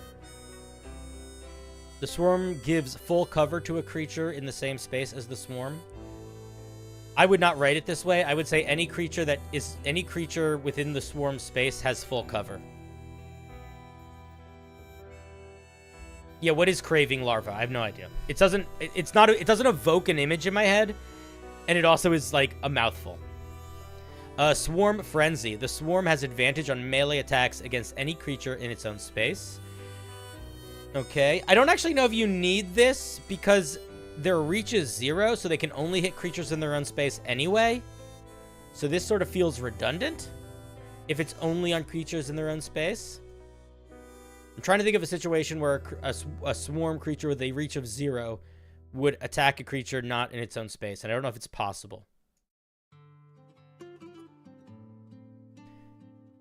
Like undead zombies for living? Yeah, call it hungering or ravenous or something. Yeah, craving is not a good adjective there. It doesn't sit well in the sentence. It doesn't sit well in the mind. Yeah, I keep seeing it as crawling I keep seeing it as crawling lava. Yeah, the fact that it's craving larva and crawling claw, like, it's just confusing feeling. You gotta change it. Okay, they're immune to turn undead. The swarm can occupy another creature's space and vice versa. Okay, this is just swarm stuff. Let's see what its bite does. It does piercing damage. And they have to make a DC 12 saving throw. They take necrotic damage, and its hit points is reduced. Then it has create claw. The swarm of craving larvae. I have to, like, stop reading to say that. Targets a humanoid within its space that has died from its bites. Just say that has died. A humanoid, just say that has died within the last minute. Don't make it that. Just make it, like, died within the last minute or died in the last round or something. The target must have been dead for no longer than a minute. And if, just put a period here and then start a new sentence. The swarm chews through the limbs. Its limbs, not the limbs. Its limbs. Okay, you're taking so long to say what this does. Oh my god. Okay, here's what you do. I like this idea, but you gotta shorten your sentences, dude. Here's what you do. Here's how you write this. The swarm of craving larvae target one humanoid within its space that has died within the last minute. Period. I don't even know if you need to say that word, actually. Let me think about that for a second. I think you can say even less than that. I would say something like this. The swarm enshrouds a humanoid creature that has died within the last minute. 1d4 crawling claws infested with craving larvae emerge. Something like that. I don't think you need to say anything other than that. Like, maybe you want to get the sentence a little bit cleaner than that, but that's basically it. You're saying so many words here. We don't need them.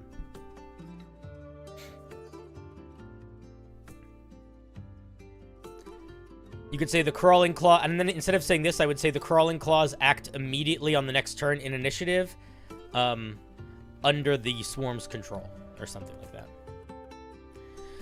It's a neat idea. I like the idea of a swarm of maggots that chew through limbs and turn them into, like, mini puppets that they run around in. I think that's a lot of fun.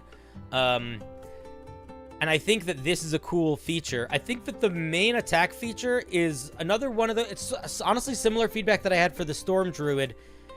The idea of a undead creature getting a special feature where it deals extra necrotic damage and then their maximum HP are lowered by that same amount. It has been around the block many times. I'm not against it. It's just not particularly inspiring. The creating a claw thing is cool. You just got to figure out how to write it in a sentence as opposed to a paragraph. Yeah, those would be my thoughts. Most of my feedback here honestly has to do with sentence structure. But I think it's a cool idea. I think it's a cool idea overall. Those would be my thoughts. All right, let's give the swarm of craving larvae a round of applause.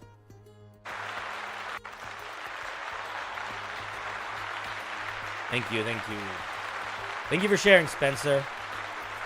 Maybe reducing a stat like a shadow. Listen, you can do all sorts of stuff with it. I think the question is, what do you want it to feel like in the game? That's what matters the most. All right, thank you for sharing. Kaboosh.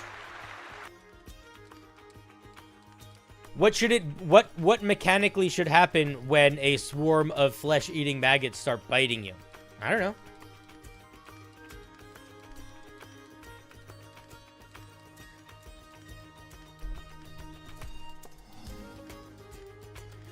Alrighty. It's like ripping the claw free. I was talking about the swarm's attack, not the craving claw feature. Nothing good. House Johnson. Whenever I see your name, I think of that video of the cat video where it's like, I don't know, Johnson. You know, that weird cat video where it looks like a cat's talking?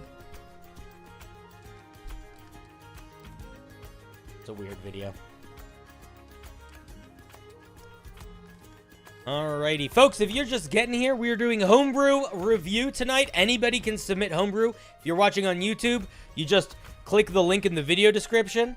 If you're watching on Twitch, you do the command wheel. And if you don't get picked tonight, we do more Homebrew throughout the week. If you don't know what my schedule for the rest of the week is, here's what it is. On tomorrow, which is Wednesday, my cousin, CinderBlocksally, is going to basically do their version of this show. And I don't know exactly what they're going to do, but I get the impression that they are going to try to give Homebrew reviews, but as if they're angry Gordon Ramsay or Simon Cowell the whole time, where they just are going to try to be belittling. Like, they want to talk down to you. So it's going to be that. That's tomorrow. If you want to watch my cousin rage and yell at people and also give Homebrew feedback, that's tomorrow. And then on Thursday, I think we're doing a call-in show where you can call in with your questions about D&D characters you want to build, Homebrew you're working on, campaigns you're running, problem players, that sort of thing, and we'll answer your questions. So that's my schedule for the week. You can also always check my schedule in my Discord, and you can also see it posted in my community tab on YouTube. Sorry for the fucking rant, whatever you call that speech. All right.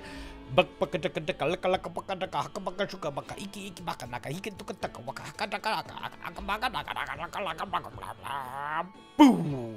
Wild Pappy.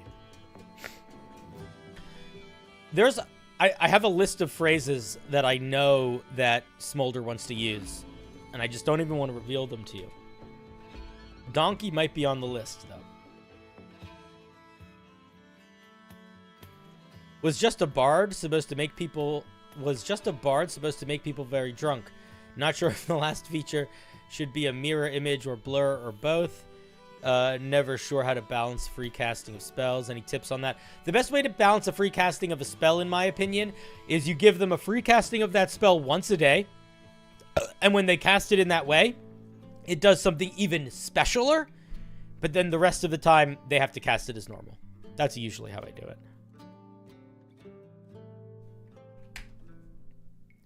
Drunken Bard. This guy's gonna hang out with the drunken monk. They're gonna have a party together. Idiot Sandwich is not. They're very crude. Dickweed is written like 4 times. You gotta understand is Smolder's also like not putting energy in. He doesn't really care about any of you. He mostly wants to make you feel bad. You want all drunken classes now? Yeah, drunken classes all. You could do. You know what you do if you the drunken cleric would be the priest of Dionysus or Bacchus. You could be a Bacchus worshiper. Did you guys ever read the Bacchae in school? It's about a bunch of people who go crazy and get out, drink, and go crazy and kill a bunch of people. The Drunken Bard. Concept for a bard subclass that focuses on making people drunk. Again, I'm going to say what I said before. This is not flavor text. Now, when you don't write flavor text, your mechanics have to hold up.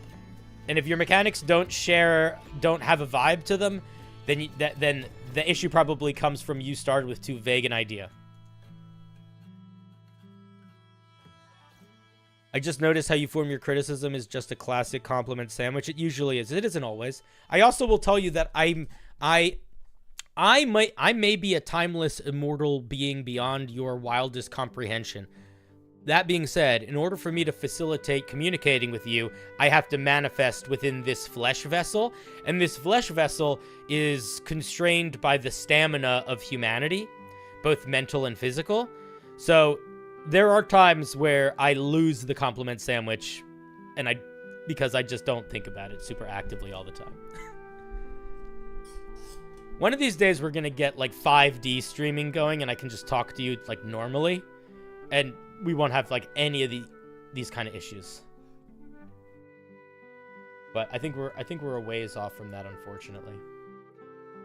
Also, for anybody that was at my stream, at the end of stream last night, I got my ending credits to work, and it auto-filled with everybody. So anybody that does follows or bits or subs or whatever gets just automatically plugged into the ending credits. And for folks that have been a watcher of my channel for a while, back when I was just streaming on YouTube, I really liked having ending credits, and it's very nice to have them again.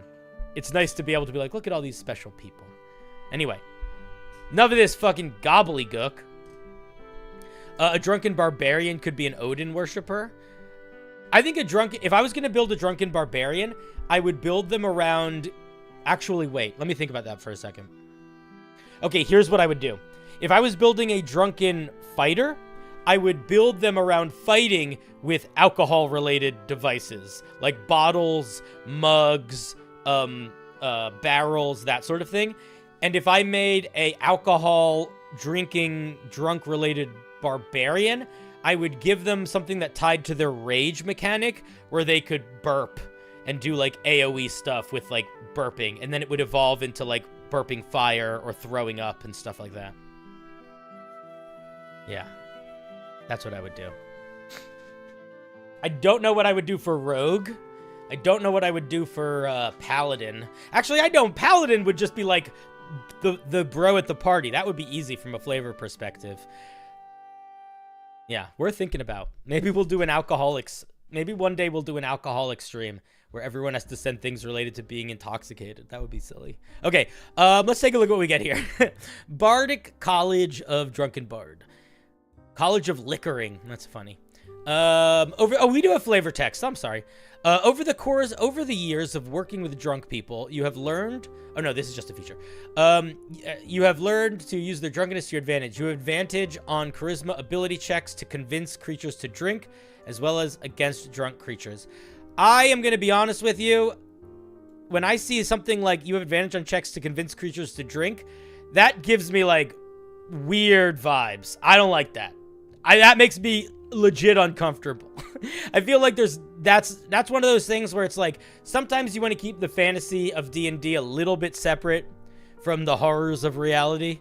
I don't want to give a character the ability to peer pressure folks into getting drunk. I don't like that. So I would not do that. That being said, I think advantage on charisma checks against intoxicated creatures could be very interesting. The other thing that you might want to think about is how do you represent drunkenness mechanically? Because you could represent drunkenness as the poisoned condition if you are getting features that allow you to get people drunk. Like if this subclass comes with features where you can get people drunk, if you treat that as the poisoned condition, you could instead make it where you have advantage on charisma checks against creatures with the poisoned condition, which is kind of an interesting, weird, very niche thing, but could be something that would be really easy to like strategize to combo with stuff. Like in RP situations where you like, it's easy to slip a mild poison into the king's wine or something like that. You know what I mean? Anyway, though, this is red flags vibes in a way that I would be like, I wouldn't want to use that, and I would. The person who wanted to use it, I'd be like, yeah, we're not doing that. Okay, let's keep moving, though. Hopefully it gets a little bit more kind and gentler and less the darkness of reality. Drinking songs. Your experience with selling drinks has taught you how to use your magic songs to magically inspire people to get drunk. What a silly thing to do, my friend. What's a good adjective for how our magic songs inspire people? I feel like magically we probably shouldn't use because we just used it here, you know? Like there's a lot of different words, and when you use the same word twice in a row, it makes it sound like you don't know other words. And you definitely know other words. Like I'm 100% positive you know between 40 and 17 million other words. I don't know if it's closer to 40 other words or 17 million, but yeah, enchanting, vibrant, otherworldly. You just want to, when you're writing, you want to think about, your writing should feel like a delicious, crazy salad or a multi-course meal where everything is a little different and different shapes and sizes and stuff. Okay. Let's see what this thing actually does. As a bonus action, you can expend a use of your Bardic Inspiration to target a number of creatures equal, don't say according to, say equal to your proficiency bonus. You don't need to say the targeted creatures, you can just say the creatures. The creatures must make a Constitution saving throw, or, here's how you write this. The creatures must make a Constitution saving throw. Actually, I would say the targets. The targets must make a Constitution saving throw or become poisoned, period. They can repeat the saving throw at the end of each of... affected creatures can repeat the saving throw at the end of each of their turns. And actually, you don't say this. Here's what you do. You say, the targets have to make a Constitution saving throw equal to your spell save DC. Period. On a failure, they are poisoned for 1 minute. They can repeat their saving throws at the end of each of their turns. On a success, nothing happens. You write something like that. So you can expend a Bardic Inspiration to poison a number of creatures equal to your proficiency bonus. I don't like it being equal to your proficiency bonus. I would probably go with equal to your charisma bonus. It's an interesting idea.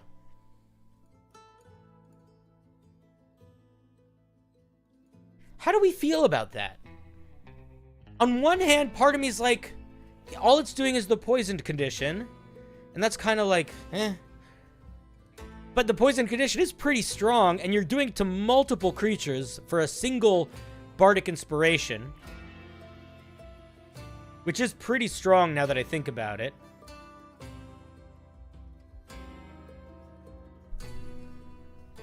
I can't tell if it's... Here's my thoughts. I can't tell if it's overpowered or not. I think it's worth playing with. It probably is okay, but it's worth playing with. But the question that I have is, does this represent the drinking bard? I don't know. I'm not sure. Okay. The amount of uses of Bardic Inspiration is already based on Charisma, so I didn't want to scale it double on Charisma. Ah! That makes sense, Wild Pappy. That makes sense. That makes sense. All right, I see the logic. I totally see the logic. It's probably fine. This is going to be one that I'd want to play test before I really had a strong sense of if it felt overpowered or reasonably powered. I think that depending on how you adjust this feature will also have an impact on how that feels. Let's look at 6th level. Maybe creatures equal to the roll of the Bardic Inspiration die. I think that could work, but I would want to then change the time that they were poisoned and maybe change the effect a little bit beyond just poisoned. Because I would want it, because that would be a lot of creatures potentially. So I would want to lower the time here to maybe a round. And then I would want to make sure that it did enough in that one round that it felt like it was good.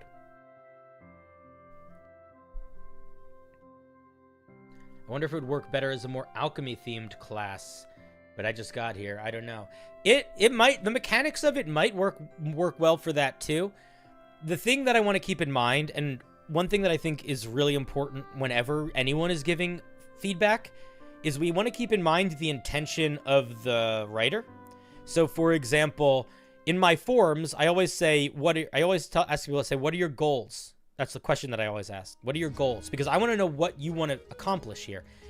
Because that can help me focus my feedback. And because we can see so clearly that what Wild Pappy wants is to make this a bard that focuses on, like, drunkenness and getting alcohol-y, it is going to be better for us to focus our feedback in ways to do that, as opposed to ways of suggesting other things that it could be, or other things it could evolve into, because that's not really what the author is looking for. And it might be an interesting thought experiment, but I like encouraging these sort of writing feedback vibes that I would have, like, if I was doing, like, a college writing workshop, or I was running something for, like, a community center or something, where the goal is to help the writer accomplish their goal. And that is easier said than done. And honestly, a big part of why I give a lot of intense feedback when something is vague is because I don't know what the goal is. So I'm just being like, you know, it's much harder for me to focus the feedback, and it's much more like, it seems like no goal is being accomplished. But even here, with this one, because the goal is making the drunken bard, that's why I'm like, is the bonus action poison a bunch of creatures? Is that a good move for doing that? It probably is. The one thing that I might change about this, actually, now that I think about it, is I think it should be an action to use this feature, not a bonus action. I think to be able to poison that many creatures for a minute, not requiring concentration, that's very big. So that should be an action, I think.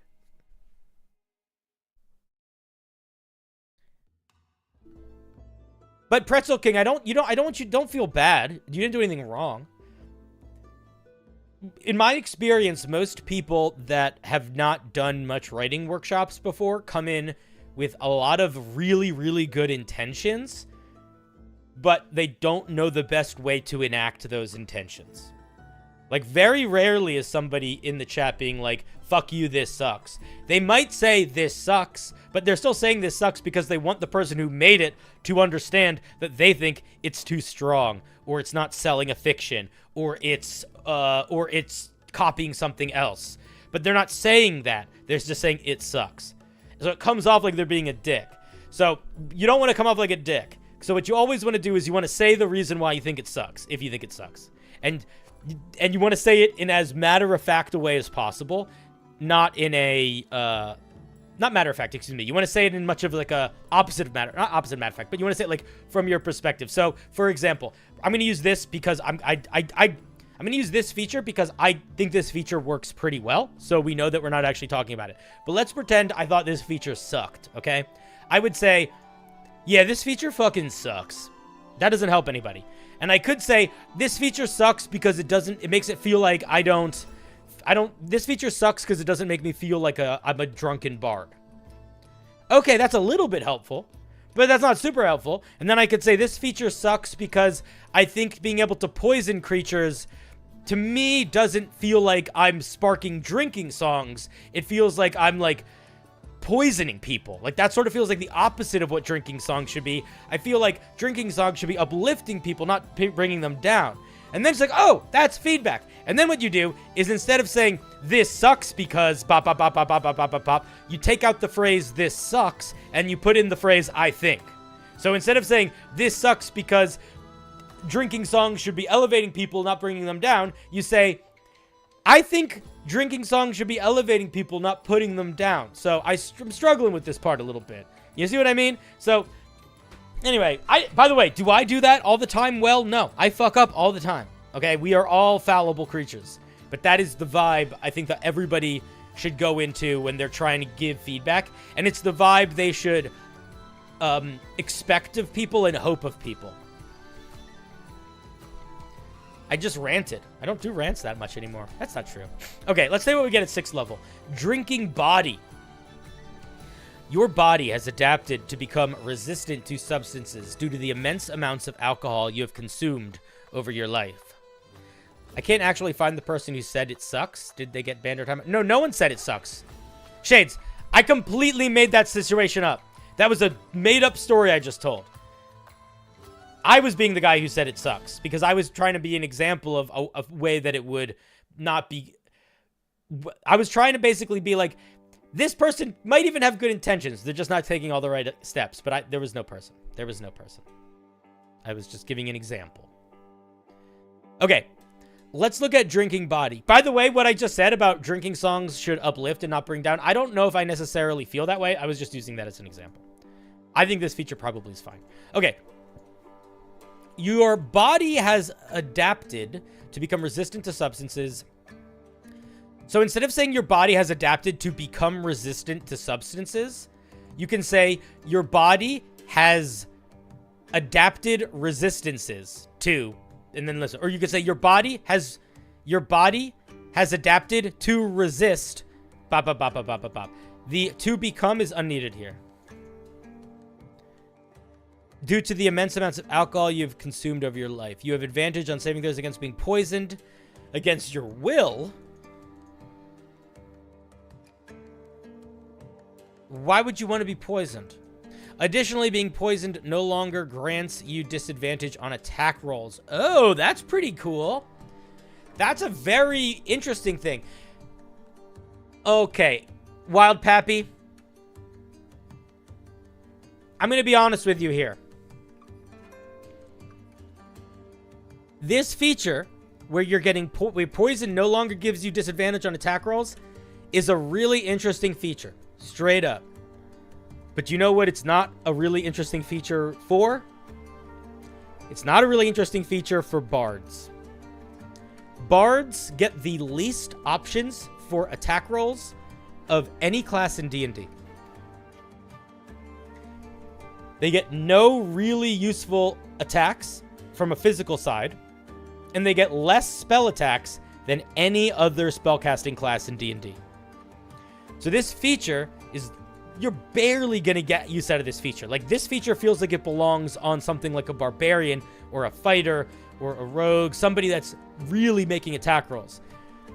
A bard that's playing their cards right is almost like you could do a whole campaign and never make an attack roll as a bard without really trying. So I like the idea of it, but I do worry that I feel like it's not enough. Where's a link to look at it on our own? I posted it earlier, but I'll post it again for you, peanut butter. Peanut blubber, excuse me.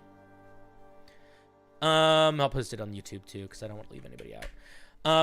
So yeah, it's a cool idea for a feature. But the other thing that I wanted to point out is there's a billion things in D&D that are immune to poisoned. There's a bunch of D&D races. There's a bunch of D&D being immune to a poisoned condition is pretty normal. So you could just not give us this and just give us immune to poison also.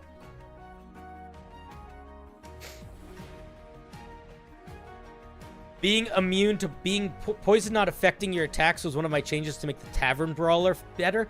Whoa, that's a very funny idea, Shades. I like that idea. Let's take a look at seeing double. Your mere presence has become enough to instill the effects of seeing double from being drunk to nearby creatures. The effects of seeing double from being drunk, that phrase does not sound good. I would change that. I feel like it sounds like it sounds more like stream of consciousness, and I feel like I think you just get rid of the from being drunk, or you could say your mere presence is enough to intoxicate those around them into seeing double. Something like that. But you want to... The phrase effects of seeing double from being drunk into... It's like ba-ba-ba, into this, out of this, into this. It doesn't roll off the tongue well. Hi there, Baron. Been following your shorts for a while. You've given me wonderful advice on how to do a good D&D campaign, address issues. My friends are super happy, and I worked out and how I handled things at DM, mostly thanks to your content. Baron K, first of all, that's very kind of you. Second of all, it is not at all due to my content, man. If the amount of people who watched my videos were all amazing, all became fantastic dungeon masters whose players loved the game, I wouldn't get comments on my videos anymore. That's all you, baby. If your players are having a good time and you're having a good time, you may have taken inspiration from things that I have said, but you own that victory, friend.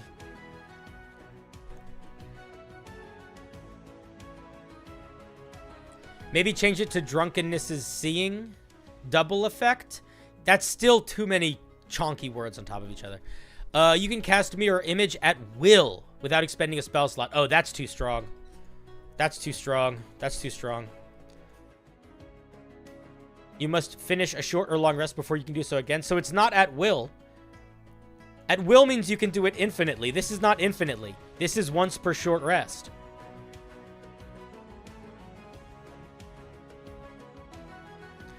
Casting mirror image this way affects creatures whose senses other than sight to sense you, such as blind sight, but can still not fool, trick sight. True sight. Don't use words like fool. This is very casual writing. Fool is not a mechanical term in D&D. It doesn't mean anything. So don't use language that doesn't mean anything. What you would say is something like, casting the spell in this way impacts creatures that would normally be immune to it through blind sight, tremor sense, etc. Although creatures with true sight are still unaffected. Something like that. Okay. Honest feedback. This feels quite lackluster. Quite lackluster. It's a free 3rd level spell or 2nd level spell or whatever level spell it is. I think it's 3rd level spell. Once a short rest. It's kind of boring. Doesn't really feel like anything. So if you want to lean into the mirror image here, you need to figure out how to make it feel unique. But beyond that, I don't feel like you're selling enough of this bard. And I don't think this feature is helping. So I would try to come up with something new and distinct. The other thing that's kind of... I want to point something out here. If I changed the name of this to from the College of Liquoring to the College of Poison, it would literally be the same subclass. I wouldn't need to change anything. I would maybe need to deal with drunken words. But honestly, if it's dealing with drunk creatures and drunk and poison is intoxicated, kind of no. And I don't love that I could change the name of this to the College of Poisoning and it would feel mostly the same.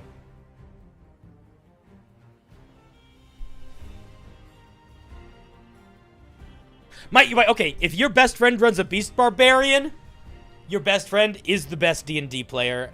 Can you do me a favor? Can you make sure that they get some magic items that are unique for them, that enhance their beast weapon powers, so at higher levels, they're not conflicted between activating their claws or using their axe? Like, give them, like, magic wraps or eldritch tattoos or stuff like that. Please do that for them.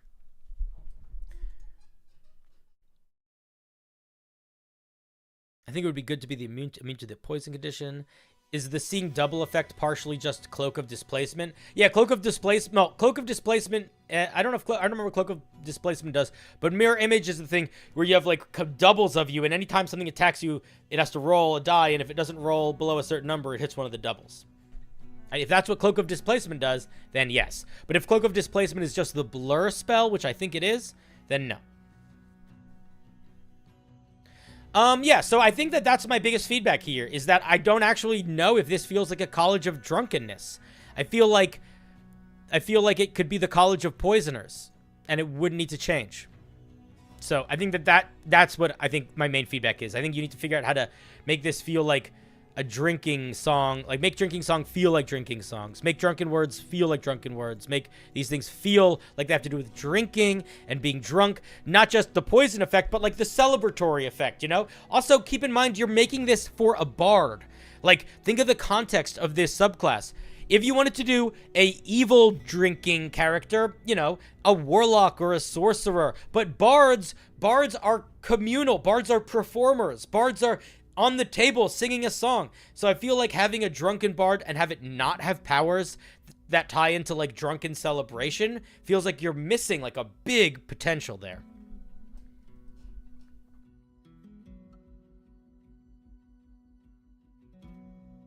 You think they should uplift more than debuff? Yeah, maybe my hypothetical feedback was accurate. Who knows? I wasn't even paying attention when I was saying that. I was letting my other cousin do the talking. I feel like getting the benefits from being drunk would be nice. You would need a mechanic for what it meant to be drunk, because there's not like a hard and fast rule for that, but that could be something, for sure. What's up, Akeem? How's it going, buddy? Welcome to the show. A white dragonborn, you're planning on giving elemental damage to his beast weapons like we flavored it as being part silver dragon and getting draconic aspects. Fuck yeah, dude. The beast barbarian is one of my favorite iterations of a dragon character. Your player's awesome. All right, Wild Pappy, thank you for sharing. Let's give them a round of applause. Thank you, thank you. Dankeschön. Thank you for sharing. Gaboosh.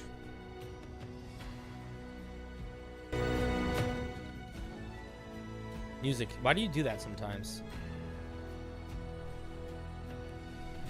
You've lost your gosh darn mind, music. You've lost your gosh darn mind. Who's bottom of the list? Is it House Johnson? House Johnson!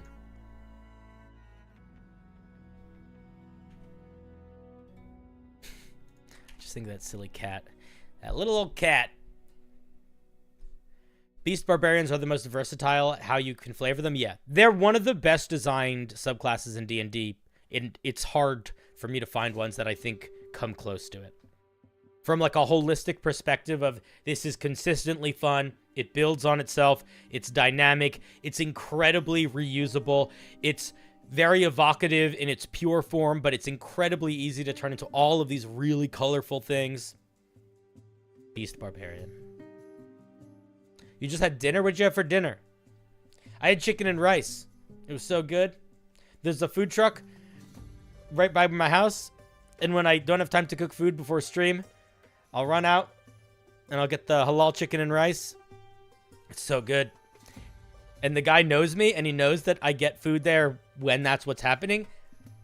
And sometimes he makes fun of me for it, which I feel like means we maybe are friends, or maybe he likes me. He's like, late for work? I'm like, yep. It's good. Good times. Spin the bottle. A dinosaur druid would be very cool.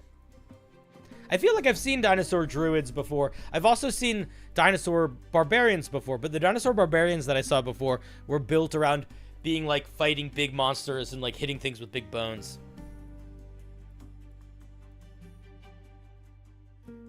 That sounds like a good dinner. Bugga. Yes, Eldritch Claw would affect the Beast Barbarians' natural weapons, and that's why it's the best weapon for Beast Barbarians. Bow. Levitron. Levitron, you asked for the bubbada, and the wheel heard you. Look at that. Who would have guessed? there was a UA dinosaur druid? There very well might have been. I don't remember all the UA stuff. A mysterious stall in the window of nowhere with a friendly character selling suspicious cheap magic items. This is one of these items. Everyone has a hidden effect known to the DM, not the player. Oh, a little creepy magic man. Dude, I love a creepy magic man. Creepy magic man, snake oil magic salesman who sell you stuff that's too good to be true and ends up fucking you over, but in ways that are kind of funny and fun. And then you can figure out, when you figure out how they fuck you over, you can start to use them in clever ways where it seems like they actually are useful again. That's the best.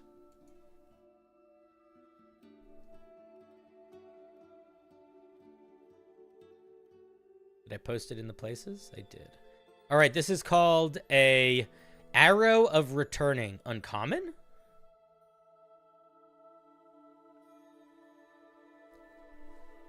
An ornate green and brown arrow, when fired, adds 1d10 to attack and damage rolls. So the way you write this, if you don't want to have to take up a lot of words, is keep the flavor text and then just say, this is a +1 magical arrow.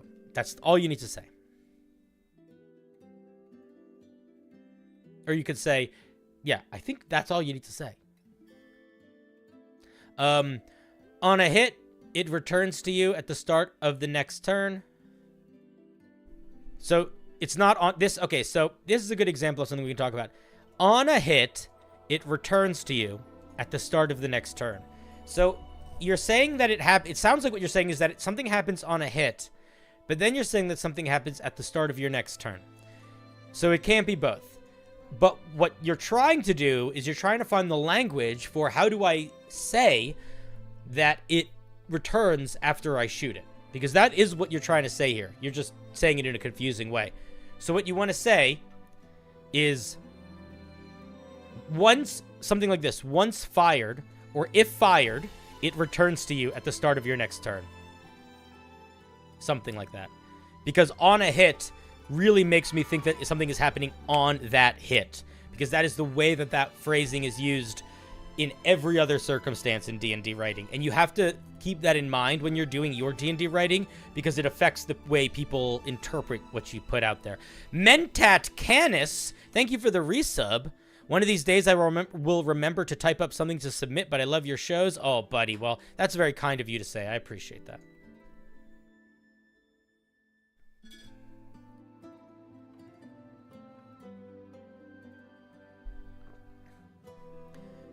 Snake oil salesman is also a phrase, though, that implies you're being a fraud and a trickster. Okay, hidden arrow. The arrow returns with the same effect. The arrow returns with the same effective attack roll with which it was fired, targeting the person that fired it.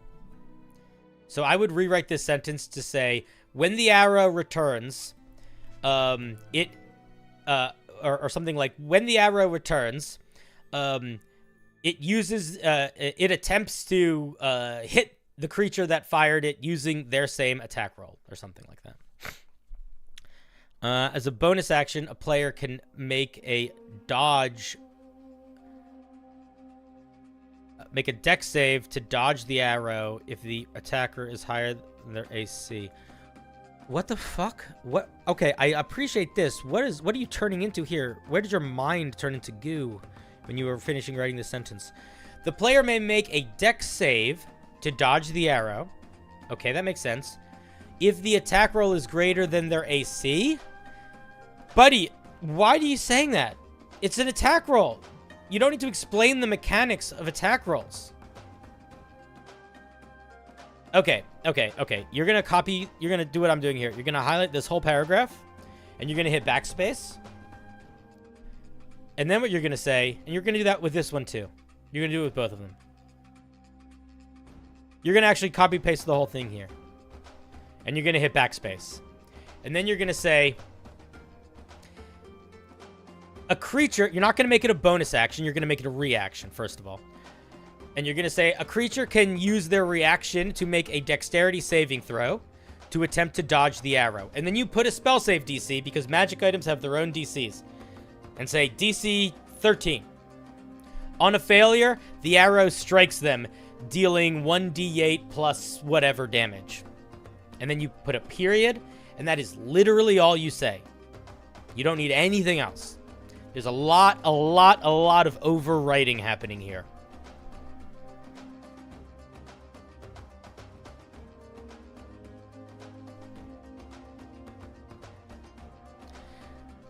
It doesn't make sense. The 2 chances to avoid it is going to be fucking annoying to keep track of. That's just like extra dice. That's basically saying, you know what would be fun if, in order for this magic item to do the thing, instead of it doing the thing, we make it jump through hoops once.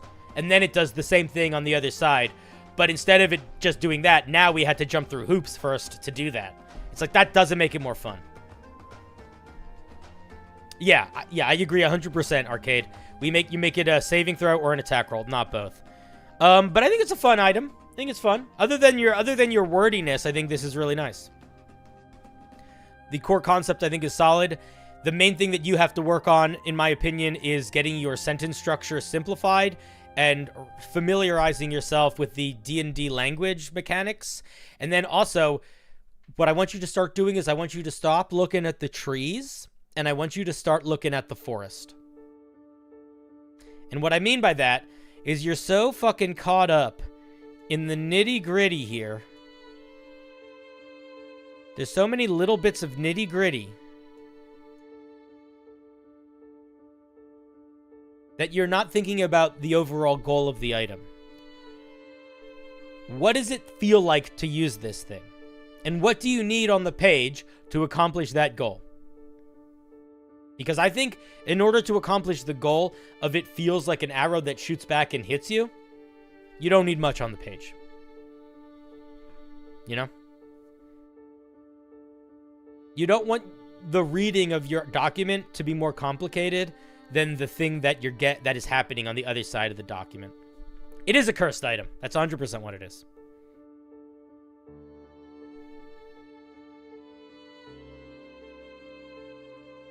But I like the idea. I think you just got to practice. Simplify. All right, let's give Levtron a round of applause.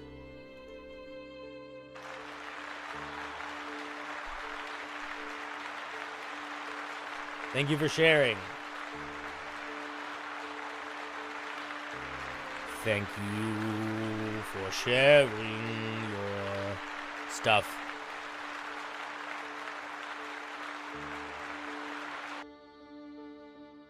Boop.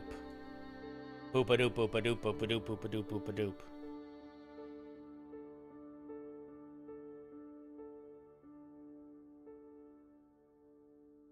I wrote that song. How many people are on the wheel right now? I don't know. I can check. 83. 83 people on the wheel. Each one more powerful than the last.